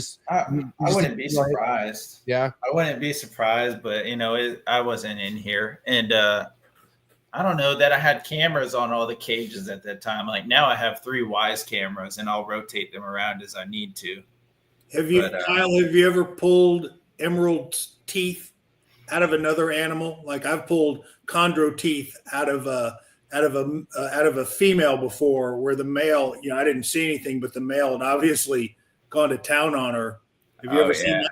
No, I haven't. I've found emerald teeth in water bowls and turds. And that's about it. Yeah, they shut it out, but man, I'm telling you, when the lights go out, you don't know what happens. Right? Yeah, it's better off with the lights off, right, Bill? Just fucking better off. Close the door and walk out. You'll be better off. Yeah. Now, kind of going back to you're getting your first litter. Were you talking to anybody? Like, was anybody coaching you through this process? Like, did you have anyone that you're reaching out to and like just making sure that what you were seeing was accurate? Yeah, I've reached out to Chris Rice, and I'm sure I was in Ryan's inbox. Yep. What about Keith? Ryan? What about Keith McPeak? You got some animals from Keith, right? Yeah, I talked to Keith too. Yeah, Keith is a great resource. You talk about a guy. Solid dude. Man, that guy knows probably top 10 in the world about different species of breeding. He's kept and bred everything. I have a lot of respect for Keith. Yeah, I do. Same. Yeah, so all of them were real helpful. I'm sure I hit up Randy here and there, asking him questions and stuff like that. So what day did you come in and see all the babies be delivered, as far as like from the post ovulation shed? So 135 is when she dropped. Or no, yeah, 135 with her. 135. So all my females seem to go in the 130s. So she was 135. Katrina was 137, and then Magnolia dropped on 132 or 133. That's post shed or post post ovulation? Post shed. Yeah. Post shed. Rhythm of my room, I guess. And again, so when you have a gravid female, then you give them supplemental heat, or is it still just everything off ambient? Yeah, no, supplemental heat after ovulation. So what were you giving that female? With the heat panel? So they had heat panels in theirs. Okay. With the chondros this time, I tried something else because I got rid of those Reptile Basics heat panels. I had a handful of Pro Products panels, but in my opinion, the ones that I have are just too big. Like I would really like something just very tiny.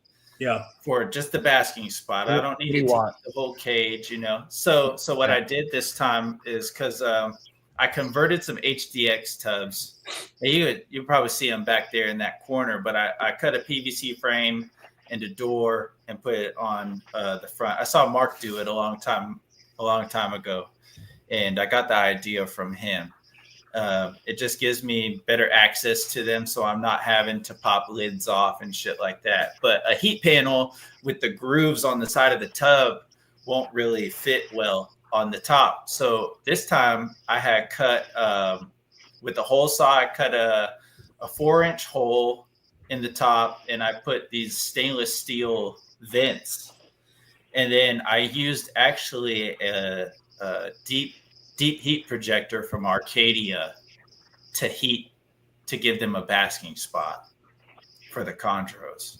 And that actually worked out really well. I set the output on the herp stat to like 20 or 30%, and the probe was like right under it. And then I just changed it from dimming to pulse, because for whatever reason it specifies on the Arcadia that you should use pulse instead of dimming. And that gave them a nice little 85-degree basking spot, and it worked out. So I'm curious to go a little further with that, because again, like as far as simplifying things goes, it just seems like another way to do it. But then again, what kind of heater is that? I'm not familiar with those. Yeah, I was going to ask the same thing. Arcadia heaters? Here, let me see. Is it like a ceramic heater or what? I don't even know what it's not. It's got a coil in it. Let's see. And just a screen. I probably should have looked at something like that, but Oh, wow. it's just got that little thing. So it's basically just like a bulb. You're giving them a bulb. Yeah. Okay. Yeah, and I thought to use just a straight ceramic, or not ceramic, incandescent light bulb, but I really don't like putting anything other than natural light on them anymore.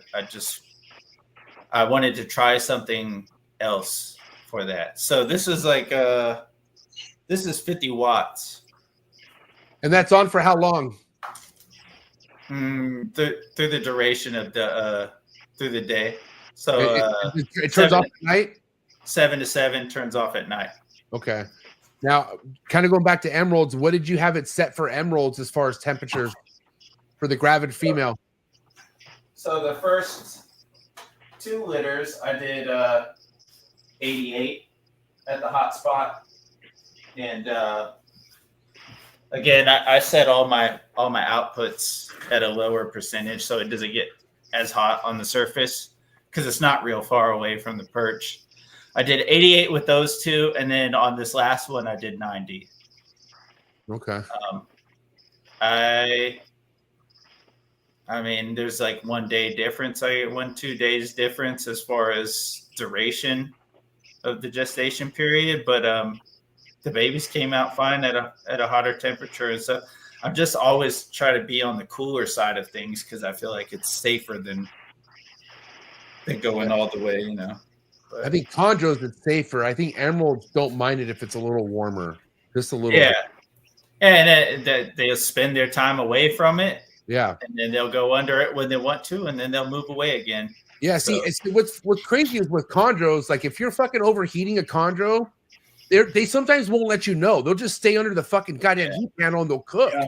And it's like, oh my, and they're not even like, I don't know if it's like a mental thing, but emeralds use it when they need it, and then they get away from it when they don't want it. And that's what I'm noticing this year finally with my gravid girl. With both your, how many litters? 2 or 3? How many you've had now? 3. 3. Okay. So with all 3 of your litters, did you notice the females behaving the same as far as basking at a certain point during the day and then removing themselves to a cool side? Did that happen throughout the whole what that they were gravid, or what were you witnessing? So my wild caught one would move away from the heat during the, after she got her morning bask in, she would move away. She'd come back at night. But my 2 U.S. captive bred ones spent a lot of time under the panel until the last probably 50 days or 40, 50 days, and then they would move away almost completely. And if they moved back to it, it was only at night, and then they would go back to the cool side again. I tell you, it's hard. It's hard for me still to this day to turn off the nighttime heat. on a female chondro that's ovulated. I know she's gravid, but it seems to be the best thing. Give them the heat during the day, but even when they're gravid, let them cool down at night. It just seems to have worked out as far as my egg viability. Boy, it's hard to turn off that heat at night. I know emeralds are different, but the green trees, you've got to let them cool down, even when they're gravid. Marshall taught me that, a long time ago. To even after they're gravid, give them that heat during the day, but at night you got to let them cool down. Yeah. I set my panel to 76, Bill. Do you think I should even set it to nothing is what you're saying? Like, don't even set anything? Dude, I turned mine off. How cold your room gets. Yeah, it depends on how cold your room gets. That's what it gets. That's normally what my room gets, 75, 76. Yeah, I think that's a great nighttime temp. Turn it off, turn the heat. I turn the heat panels off. I run the same temp, 70 to 75 at night. Turn it off, even if they're gravid. Okay. So you notice your female, your wild caught female moving from the basking. Your United States captive border bred just stayed under, but you notice good good ratio as far as like what made it, right? Like you didn't deal with a lot of slugs or anything like that. I had one slug with the wild caught female. I had no slugs in my second litter, and then I had 2 slugs in my most recent litter. But 5 total live ones, right? Yep. My last 2 litters were 5 total. Okay. That seems small. It seems like a small litter. Is it or not? Could be. I mean, I would take 5 all day, to be honest. But like, they could get bigger. I mean, we saw Mike Stefani with 16, and then you had how many? I've had 12. You've had 12, and then you had a big litter from your wild caught, didn't you, Kyle? Yeah, it was 14. 14, yeah. 14. Okay. And then I lost one of those babies because when it happened, I was at work. And cool. This is my wife taking this video. I was watching from the Wise camera, and I'm like, look at all that. Oh my gosh, babies. This is all I want to see someday. What the fuck? Why is this so much to ask for? Look at all that. Wow, dude. This is the second litter? That's the first one. Woo! That's so cool. That is fucking badass, bro. Anyways, keep talking, Kyle. My bad. Oh, you're good. You're good. Dude. Oh, okay. So there was one slug in that. Yeah, one slug in that one, no slugs in the next. But if you see in this video right here, you'll see one with a big pink blob hanging out of its stomach. What is that? That's just the whatchamacallit from umbilical cord, right? So that's what I thought. Those babies, I didn't get to them. She started dropping them at like 11 a.m. I didn't get home until maybe 6 or 7. Okay. To get out here. And so what happened, I think, was that baby had its umbilicus attached when it dropped. Uh-huh. But it was cruising around so much that the umbilicus finally fell off. But by that time, it had dragged its guts out. Oh no. So while I'm looking at this, I'm thinking that's umbilicus. All right. And I came home. I said, okay, I got to save this baby. I tied it off with dental floss, clipped it, put it back in a tub. It survived for about 3 days, and then I found it dead on the floor of the tub. So then my most recent litter, I saw a baby in there.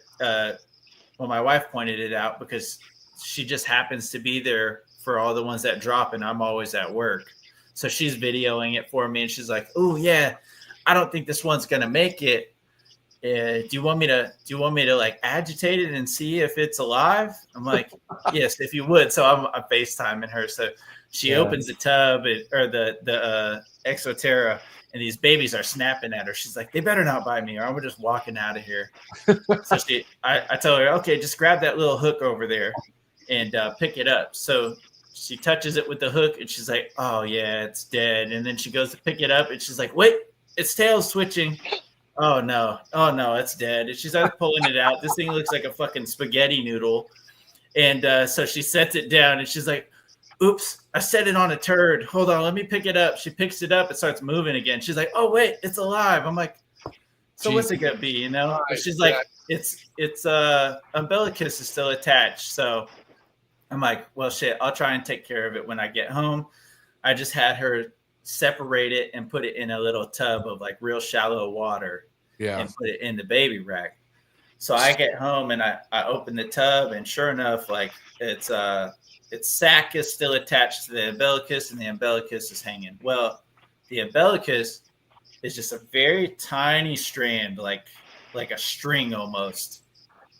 And I'm like, this doesn't look like I remember it looking. So I go tie it off with dental floss, clip it, put it in the tub.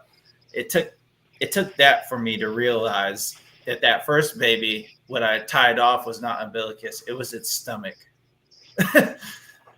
It was hanging out. Dude, you tied its stomach. Just wasn't going to make it. Dude, what? Well, I've had issues with them where the babies come in their stomach, like right where the umbilicus goes in, is not healed up yet. It's like still like splayed open. Yeah. And in those cases, I've done the same thing. Tied it with dental floss, cut it, and used like medical super glue to glue the stomach back together, or glue the stomach together. And then after the first shed, they've heal up. It usually fixes itself. Yeah. And you just didn't know better. But I can definitely see that. Oh, I had no clue, because I've always heard about it, but I've never witnessed it for myself. So like seeing that blob, I'm just like, okay, well, that's what that is. And I reached out to Chris, and he's like, oh yeah, that's pretty bad. I'd tie it off. And so that's what I did. And I just didn't know that that's what it was, but that's what we got from it, was because I had that little half log in there because I wanted to support the weight of her coil so she could rest on it. And I think that thing was just climbing up over that and climbing all around. And while it was doing that, it was just creating friction and pulling that thing out until it was just completely out of it. So you're pretty confident, like if you were there while that thing was born, you probably could have saved it. You're pretty sure, just from it being so long. Yeah. Without seeing it, but in that video where they're all climbing around, you don't see that thing hanging out anywhere. So yeah. I think if I was there sooner to intervene, it probably would have been a different outcome. This was the second litter, right? Yep. That's the second litter. Okay. And remind me, the second litter came from what female again? Katrina. That's a Keith McPeak female. That came from Keith's female. Okay. Now, overall, establishing's been like what with the emeralds compared to chondros? Like if we were to kind of do a comparisons here, like what's been more of something that you feel better approaching, establishing baby emeralds or establishing baby chondros? So I'm going to say that the emeralds are, I think, definitely easier. One, they're much larger. I didn't have to do any scenting with the first two litters. I would just offer them a rat pink and they would take it. Nice. I will say frozen thawed or live? Frozen thawed. But I will say that the ones that don't want to eat are much harder to establish than a chondro that won't eat. And how many emeralds did you have to like get to assist feed, like, versus them eating on their own? Like, what's the ratio been like? So I think I assist fed 3, but 2 of them took pretty much after their first or second assist feed. I have one that still hasn't eaten a meal on its own. Well, without me putting a mouse in its mouth. Wow. To this day. And it's almost a year old now. It's still eating. Wow.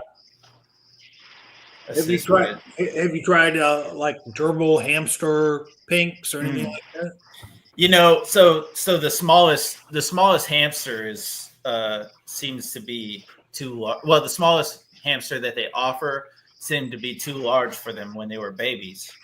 But I think now it's getting to that size where it would be big enough to take one, and I can offer one for sure. And then I tried a live ASF, and none of my emeralds wanted to eat a live ASF. I don't know what the deal with that was, but I'm pretty sure if I offered them a frozen ASF, it would be a different story. But they didn't want it. So.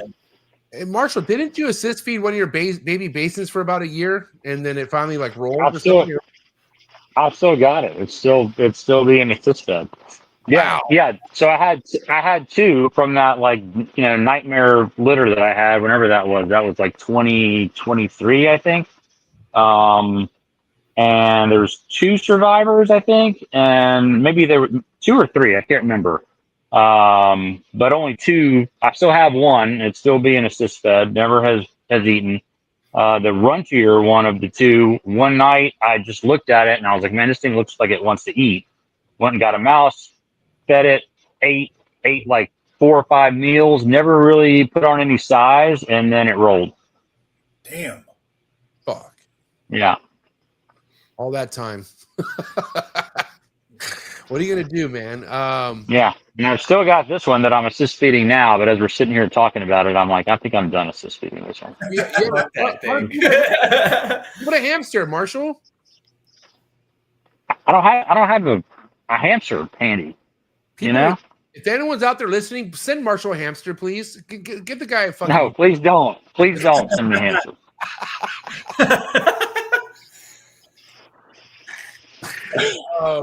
So okay, but okay. So the ones you're currently not assist feeding any emeralds anymore right now, right, Kyle? Or no, I have 1 still from the second litter that's not eating on its own. Your most current litter has been that's not ready yet. They haven't had their first shed yet. No, they haven't had their first shed yet. They ought to be getting close.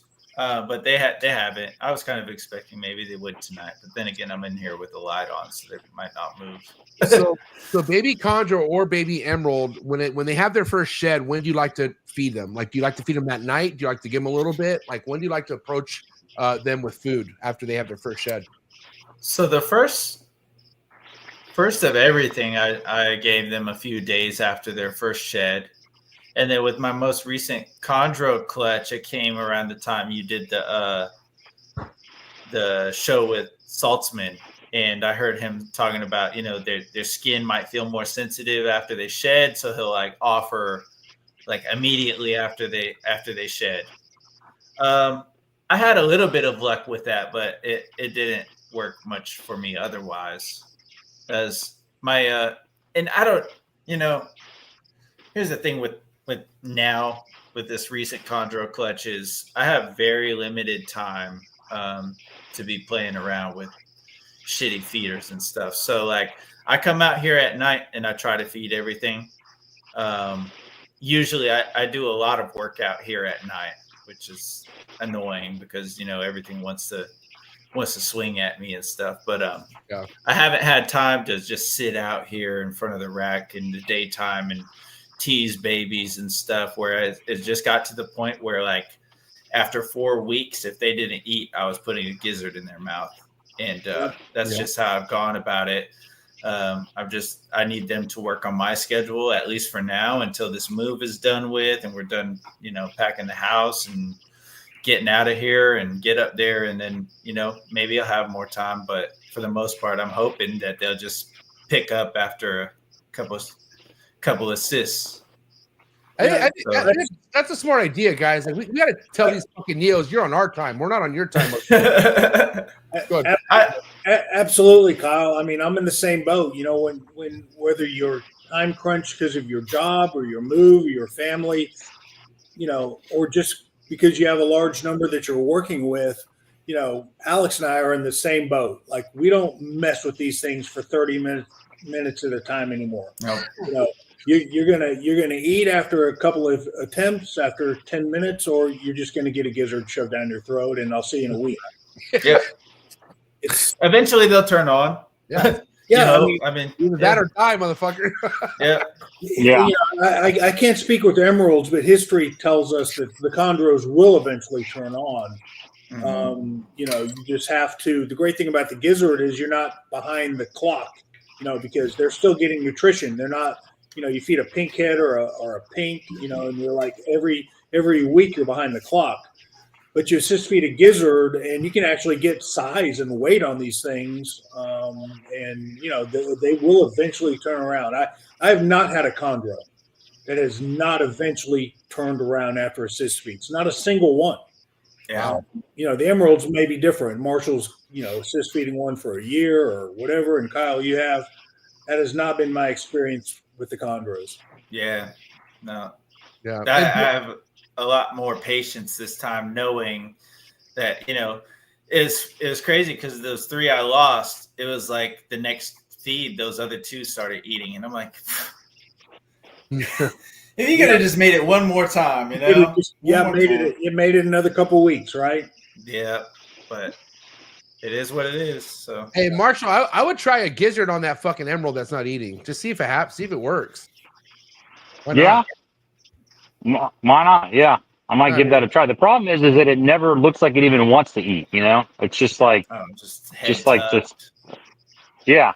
I mean, it's just like a little, always in a little pouty mood, just sitting there being sad. I'm grateful. Little shit. Hey, Phil, can you remind us, or I haven't even asked you yet. So you've had your approach recently with all your neonates, Bill. You fed the same day it shed, or did you wait? Usually I feed the same day that it sheds or maybe the next day. But then what I've run into recently, and I've run into this before, is they take that first meal and then they refuse the second meal. Yes. Yeah. That's frustrating. That's what's going on here.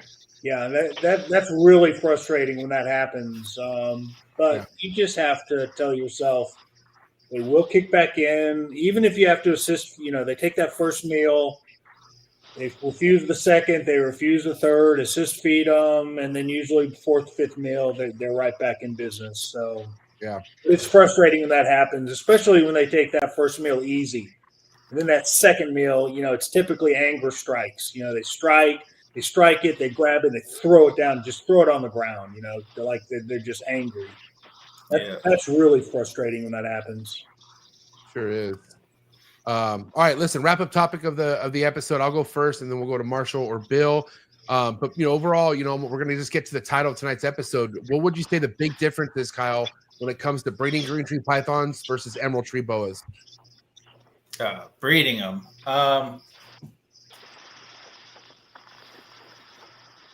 That's tough as far as breeding goes. I feel like I did a lot of the things the same. So it seems to me with the emeralds, you could.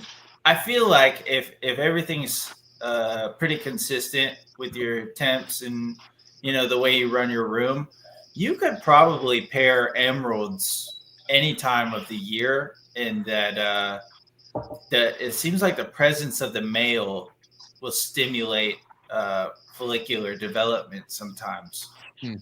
In my personal opinion, because I mean, like I haven't missed, and I've put most of them together at different times of the year, like that. The first two, the first one was paired in October or September. They were paired, and then the second one I paired in December. The third one I paired in August, like the night I did the last trap talk. And that it even when there wasn't copulation right off the bat, it would progress to that not long after. I think there's something to that. I could be wrong. That's a small sample size, but I'm gonna keep kind of experimenting with that as far as the breeding thing goes. Yeah, and go ahead. No, go ahead. I was just gonna say I'll still run my temp cycling and stuff the same way. If you're gonna be moving in by July, you said you have to be moving to Washington, or when are you moving? We'll leave the 19th of May. It will officially be there the 4th of June or so. And the whole breeding idea now relies on how it is moving into your next place, basically. Yeah, I plan on taking the next year off. Honestly, I wouldn't have done 3 pairings this year if we were staying. I just I wanted to make sure that I had something to raise up over the next year or two or whatever, because it could take all that time for them to acclimate to a new room. I think that you do that. Well, that's a smart move for sure. Because now there's no pressure to make anything. You're doing good right now. Like you're sitting pretty. Yeah. Yeah, that's awesome. All right. Thank Bill you. or Mark, who wants to go next? Wrap up topic. I'll go. Yeah, that was going to be my question. Is so what are you? So you're going to give them the year off at least until they get settled, and then like what is your? Are you going to wait until you mentioned that you were gonna rent a house at first? You're going to wait till you kind of get a more permanent, because I guess you'll be moving them again at some point, right? Are you going to wait until you like what's your strategy there? So pretty much the agreement on this house we're going to be renting is like we're going to try to keep it to a year, and then I would like to purchase if possible, or at least have a house that we can stay in for a longer period of time. So well, the plan is so my first 3 litters were from the same sire, and that gives me a little playroom as far as like the babies could go to this female, or this female, and nothing will be inbred at that point for that first generation. But I have another Ryan Wallison male. Shout out to Ryan. He's given me the opportunity to get 2 of his animals, which you guys know that's just not not easy to do, dude. it's not, it's like pulling teeth trying to get Ryan to send you something, but I appreciate him for doing that and giving me the opportunity. But that young male is just he's a stunner, and so I have him, and then I have two females that are coming up on 5 and 6 years old now. Another Keith McPeak female, and then one from Ken Deal. And they're fantastic, and I would like to do him to those females for the next generation, but I think that he has at least another year or so a year or 2 before he's ready even. So by that time, I would be looking to pair up another, a whole completely different set of animals, and I think I'm just going to hold out until I'm able to do that. And you got some Chris Rice stuff over in your Emerald collection now, right? Don't you have something from Chris Rice or no? No, I hope to. Not yet. We all know he has a lot. Yeah. Jesus. Another guy that's like pulling teeth. No. Yeah. Nah, he's gonna be a lot easier, I feel like, because he's just waiting for the right moment. He's already releasing stuff. And I totally get this. He's having a hard time picking out his holdbacks because they change so damn much. The initial holdbacks that I chose, if I had not waited for them to turn green, I probably would have all the wrong animals in here right now. But I treated them like chondros, and I wanted to get 20 meals in them before I sent everything off. Well, shit, at like quick 14 meals, they were all turning green. Yeah. It's bigger prey, and it takes longer to do. So they're almost a year old. They're already mostly green. Yeah. So I've had a good opportunity to look and really choose what I want to hold back, and I can totally understand why he's hesitant, because they just constantly change.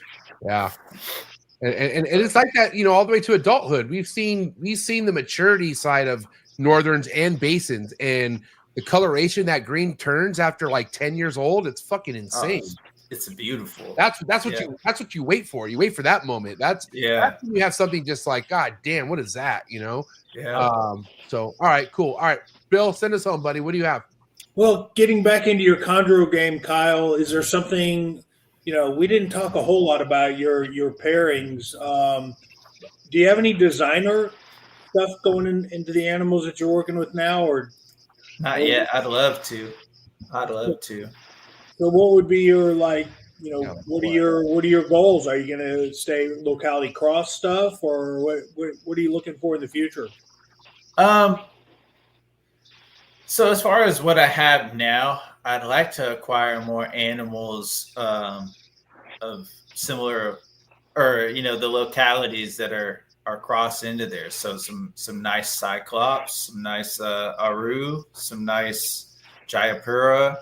I want to go as obviously not Aru, but as many red babies as I can, and then I want to kind of just see where I can take that project, because they're imports, and if anything special comes of it, I might be cooking with grease. But as far as designer stuff goes, oh gosh, I have to first be able to afford it, and I think that the babies that I have now will eventually afford me the opportunity to do that. But I have to make sure my family's straight first. And, I like the melanistic stuff. Your stuff is fantastic. But, well, all of your stuff is fantastic. Calico, the sickness stuff. I really like the John Leckie Black Pearl stuff. But then they're all beautiful. It's hard to say with that. I constantly bounce around. So you can see yourself like going into designer locality crosses in the future? Yeah. I think right now, because I have some stuff that has potential to have a little bit of everything in it. Would be nice to take my own animals and be able to pair it to something to enhance the genetics and stuff, and see what it can make. That's a great thing about, whether you're talking about chondros or emeralds, you can play produce some, sell some, trade some, use the funds on sales and, reinvest or whatever. I mean, that's the beauty of, just kind of this game that we're in. Yeah. And I will say on top of that, the beauty is you have trading power, buddy. Like you got shit that you could get what you want now, which is awesome. I think that's the biggest step to get to, is like get something that people want from you and you want from them, and then it's a perfect place to be. It's always ever knowing that's how Patrick Holmes fucking works his way in this hobby. I was like, that's what I want to be. I want to be able to have all this crazy holdback shit to where like, I need to go get a Bolin or something. Let me go see if this guy wants one of these designer chondros or whatever. Like, it's just, you got major trading power, bro. So it's sick. Yeah, for sure. So I'm looking forward to see where it goes. Yeah, so are we, man. I do wish I didn't I kind of feel like I put chondros on the back burner when I was, getting all my emeralds and stuff, because that at the end of the day is my main focus, and I want to take that as far as I can. And I missed a lot of great opportunities with chondros because of it, because there was some shit available then that you don't see it anymore. You don't see that stuff coming in. So but yeah, just move forward and take it a step at a time. Yeah. You got a great foundation of animals, it sounds like, and you can always, trade, bring in a high-powered designer male to put with your cross stuff, and you'll do great. Yeah, that's how that's the direction you want to go. That's how designer dreams are made. Get a designer male and cross it to your locality outcross stuff, and boom, you throw out a sickness. Yeah. And I always feel like the older shit that you have, like stuff that will get older, is going to be worth more money, especially with the emeralds and the northerns. Like if it's a little bit more closer to adulthood, dude, those things are going to fly like hotcakes. And I just know that firsthand with emeralds, and even with chondros. Like think about the holdbacks that you have that will change to could potentially change to something crazy looking, dude. Power, you know what I mean? So it's awesome. So fuck yeah. Well, listen, great episode, bro. 2 hours went by way too quick. And I know this won't be your last time ever coming to Trap Talk. I'm looking forward to bringing you back. But where's the best place for people to follow you? Would it be Instagram? Yeah, Instagram, Mojo Herpetoculture. And I have a Facebook too, but it really just posts shit from my Instagram automatically most of the time. So that's a good way to go. I'll put the link to your Instagram description below. And dude, good luck on your move, man. Like keep us posted. Yeah, for sure. Let me know how that goes, and then once you do get settled in, maybe it's a good time to bring you back on the show. We'll talk about how all that's going. So, yeah. Oh, there was something. You got a second? Yeah, come on. What's up? So there's one kicker to this whole move, and I don't think I mentioned it already, but I got a Biak girl in the nest box right now, right? I think I was talking about talking about this shit earlier, and I got sidetracked from it. Okay. All right, let's talk about it. We're talking about she's like probably she's a big girl a few days from laying. And so, the bumping up the closing date was the difference between eggs hatching and eggs being in the incubator. Right. So I'm going to have to hook up my whole incubator in the back of the truck. Oh my God. Oh no. Now that's if I get eggs. Oh no. If I get eggs. Okay. And that shit's crazy to me. So wait, hold on. Maybe it might be ideal to find someone like by you. That's what I was gonna say. Yeah. Someone legit, someone you can be like, all right, I trust you to hatch the eggs maybe for you. That car rides. I mean, we all know Patrick Holmes moved eggs in a car, but it was like only 20 minutes. You're going across the country. I know. That's wild to me. I know, and that is a good option to explore. But I have in my head just been planning on how the fuck I'm gonna do this, and so let me just run this by you guys. Now, Marshall, I know you incubate on vermiculite, right? Straight on vermiculite. Yeah, and, I did this year. Yeah, for the first time in a while, but yes. So I have always done my last two clutches I've done suspended MS baby condom. Oh shit. There's got to be somebody around here that incubate these shits for me. But so anyway, I did suspended in my sim boxes. I got XL sim boxes, and then I would use like vermiculite and water to keep from splashing and stuff like that. I figure if I'm gonna do this, I'm gonna probably want to do it straight on vermiculite or something, because there's more of like it absorbs any bouncing and stuff like that. And then Randy suggested even putting what's the polyester stuffing, like I think for pillows and stuff, in between the eggs and the lid, maybe to keep them from, rolling and stuff. But I'm like, you're almost better off just fucking maternal incubating if you really want to think about it. leaving that bitch in the box the whole car ride over there, bro. Eggs aren't gonna move, I'll tell you that much. They're gonna be fucking all in here the whole time. I mean, it's either that or find someone you trust, which I feel like is the best option. I think that would be a lot easier to fucking do for 100%. Sure. Yeah. Who would you go to? There's a few people here that I would probably trust to, or ask them at least, how comfortable are you with this? Because the way I've set my stuff up, I rarely have to like burp the egg box or wipe condensation or anything. I've done things where it's like I just leave that shit alone and straight bake it for however many days, 86.5, and didn't even drop the temps and just left it be. So it definitely would probably be the best option, but then getting them to ship all the babies and stuff might be. Well, yeah, they would. I mean, if they hatch out, I think you'd figure it out once they hatch. You know what I'm saying? Shipping babies is easy. I'm telling you, my best bet for you would be to find somebody local and not try to transport those eggs. Oh, dude, I can appreciate that. Yeah, because I've been trying to wrap my head around this shit, and I'm like, well, if one big bump, and the egg box bounces around in there, and you're done. The eggs could look fine till you get home, and then they all hatch out with no eyes and no face, and it's like, what the fuck is this? And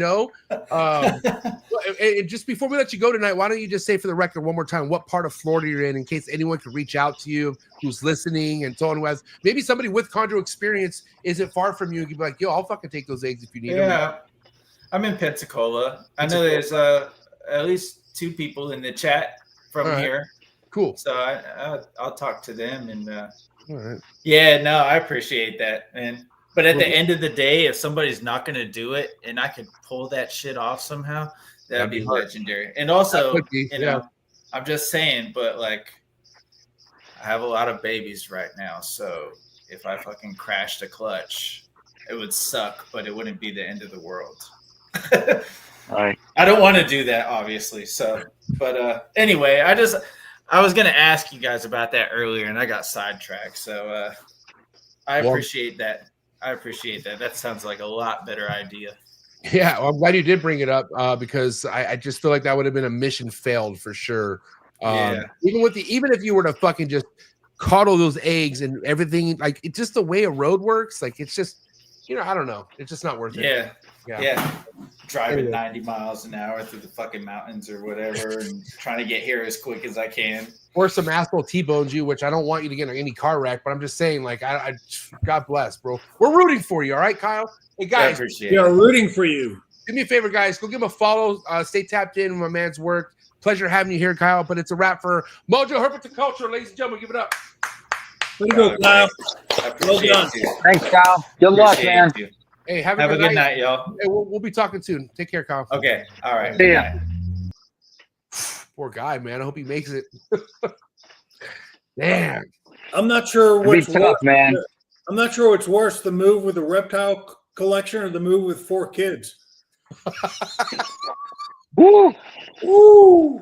It's getting hot just thinking about it. But no, yeah, Marshall, what do you think of tonight's episode? Thought it was great, man. Yeah, he's again, I say this every time, but he's done it right. You know, raised the babies up, and it's nice to see him having some success. And Bill, It'll be, you know. Go ahead, Marshall. I'm sorry. I was going to say it'll be interesting to see how the move goes because he's going from 2 places with pretty different climates and see how the animals adjust, and there's going to have to be some adjustment made to his husbandry, I think. But I'm sure he'll figure it out. Yeah, I mean the only thing it's going to take is time for sure. Time will kind of tell you how the adjustment stuff goes. But I wanted to ask Bill, like. I remember asking Bill when I first met him, like, you never worked with emeralds, and it was something that you always preferred to stay away from, Bill. But do you ever feel like you wish you would have worked with emeralds after hearing tonight's talk, or are you happier with the chondros, Bill? I think it comes just down to, at least for me in my stage of where I am right now, I don't need any new species to work with.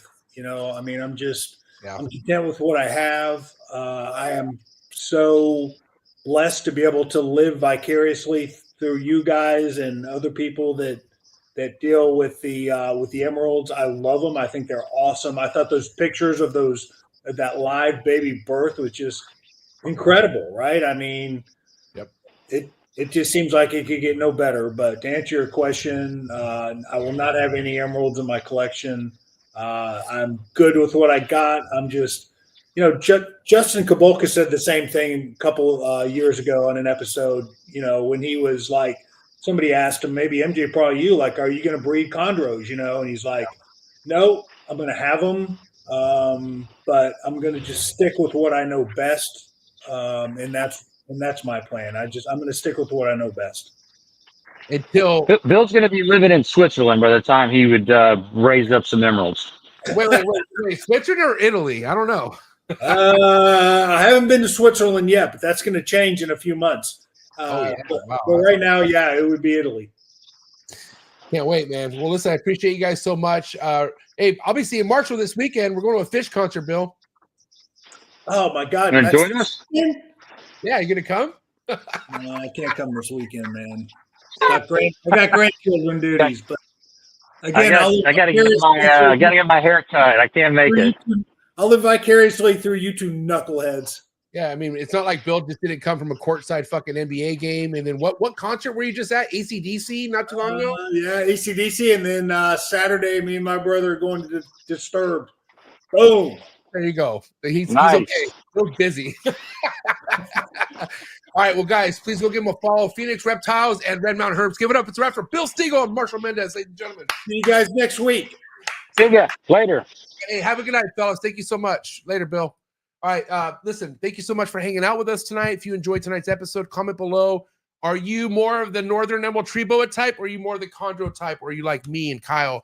Are you both? I don't know. Drop a comment in the comment section. If you're looking for exclusive content, you want to get more out of what you see, or if you want to simply support what I have going on further, come join the Trap Talk Patreon family. You can do that by clicking the first link in the description below. Get tapped into a Discord and an amazing Instagram group chat. Trappers from all over the world. Thank you again to everyone who tapped in. Hit that like button. Let's get the likes up right now. All right. Hit that subscribe button. Hit that notification bell. And please check out today's sponsors. Thank you so much. Sorry for the interruption, folks, but a quick word from our sponsors. Green tree pythons, emerald tree boas, and plenty other arboreal snakes have been quite the popularity here at the Trap Talk Reptile Network, which brings me to today's sponsor, the Reptile Perch. Head over to the reptileperch.com and Reptile Perch on Instagram. See what type of design PVC perch is best for your arboreal reptile. But first and foremost, I would also check out David Brom's Green Tree Python availability on the website. And you can also check out his Instagram just to stay current on any projects or any productions that he posts. Thank you so much, David Broms, for your ongoing support. Looking forward to seeing what you have to show in the 2025 season. When you think about building a good community and being a leader of that community, nobody comes to mind better than Mark Hager over at Texas Chondros. That's right. Make sure you head over to TX Chondros on Instagram and also head over to Mark's website. See what he has available Green Tree Python wise, and be ready for quite the 2025 Green Tree Python breeding season out of Mark Hager. He's a veteran in the Green Tree Python game, one of the best and nicest breeders in the Green Tree Python game. He's been putting on the whole state of Texas for as long as I've known him. So if you want to see all the amazing other chondro keepers out of the state of Texas, another good reason to go follow Mark Hager over at TX Chondros on Instagram. And again, head over to his website, texaschondros.com. You can find all the links in the description below. Thank you so much, Mark Hager, for supporting the Trap. One of the biggest growths we have in the reptile industry today are the rare species of reptiles that aren't worked with. That's right. That's why I went ahead and partnered up again with Brian Susan over at SUNDOWN Reptiles. Brian works with species such as kahua geckos, gargoyle geckos, all species of tree monitors. He works with Abronia and many other cool species geckos that you can check out all on his website. Head over to sundownreptiles.com, see what he has available. Brian's one of the best doing it in the reptile industry today. He's been on the show multiple times, so make sure you check out all of Brian Susan's episodes on Trap Talk Reptile Network. But more importantly, for the highest quality of captive bred reptiles, make sure you head over to sundownreptiles.com and make sure you give him a follow on Instagram. Thank you again, Brian Susan over at SUNDOWN Reptiles. One of the things I love about being a part of the reptile industry is all the learning, okay? Learning can be fun, and I can prove that to you. Thank you so much to today's sponsor, it's Gary Scavino over at GS Reptiles. I highly recommend you head over to his YouTube channel, follow all this man's content when it comes to learning about rare species of snakes you could be keeping in the hobby, and also just finding out how easy a lot of these rare species of snakes are to keep in general. So thank you so much, Gary Scavino of GS Reptiles. Again, head over to his YouTube channel. Also head over to his Instagram to be on top of all of his current work and be ready for a big year over at GS Reptiles. Thank you so much, Gary, for your ongoing support. I really appreciate it. Cheers.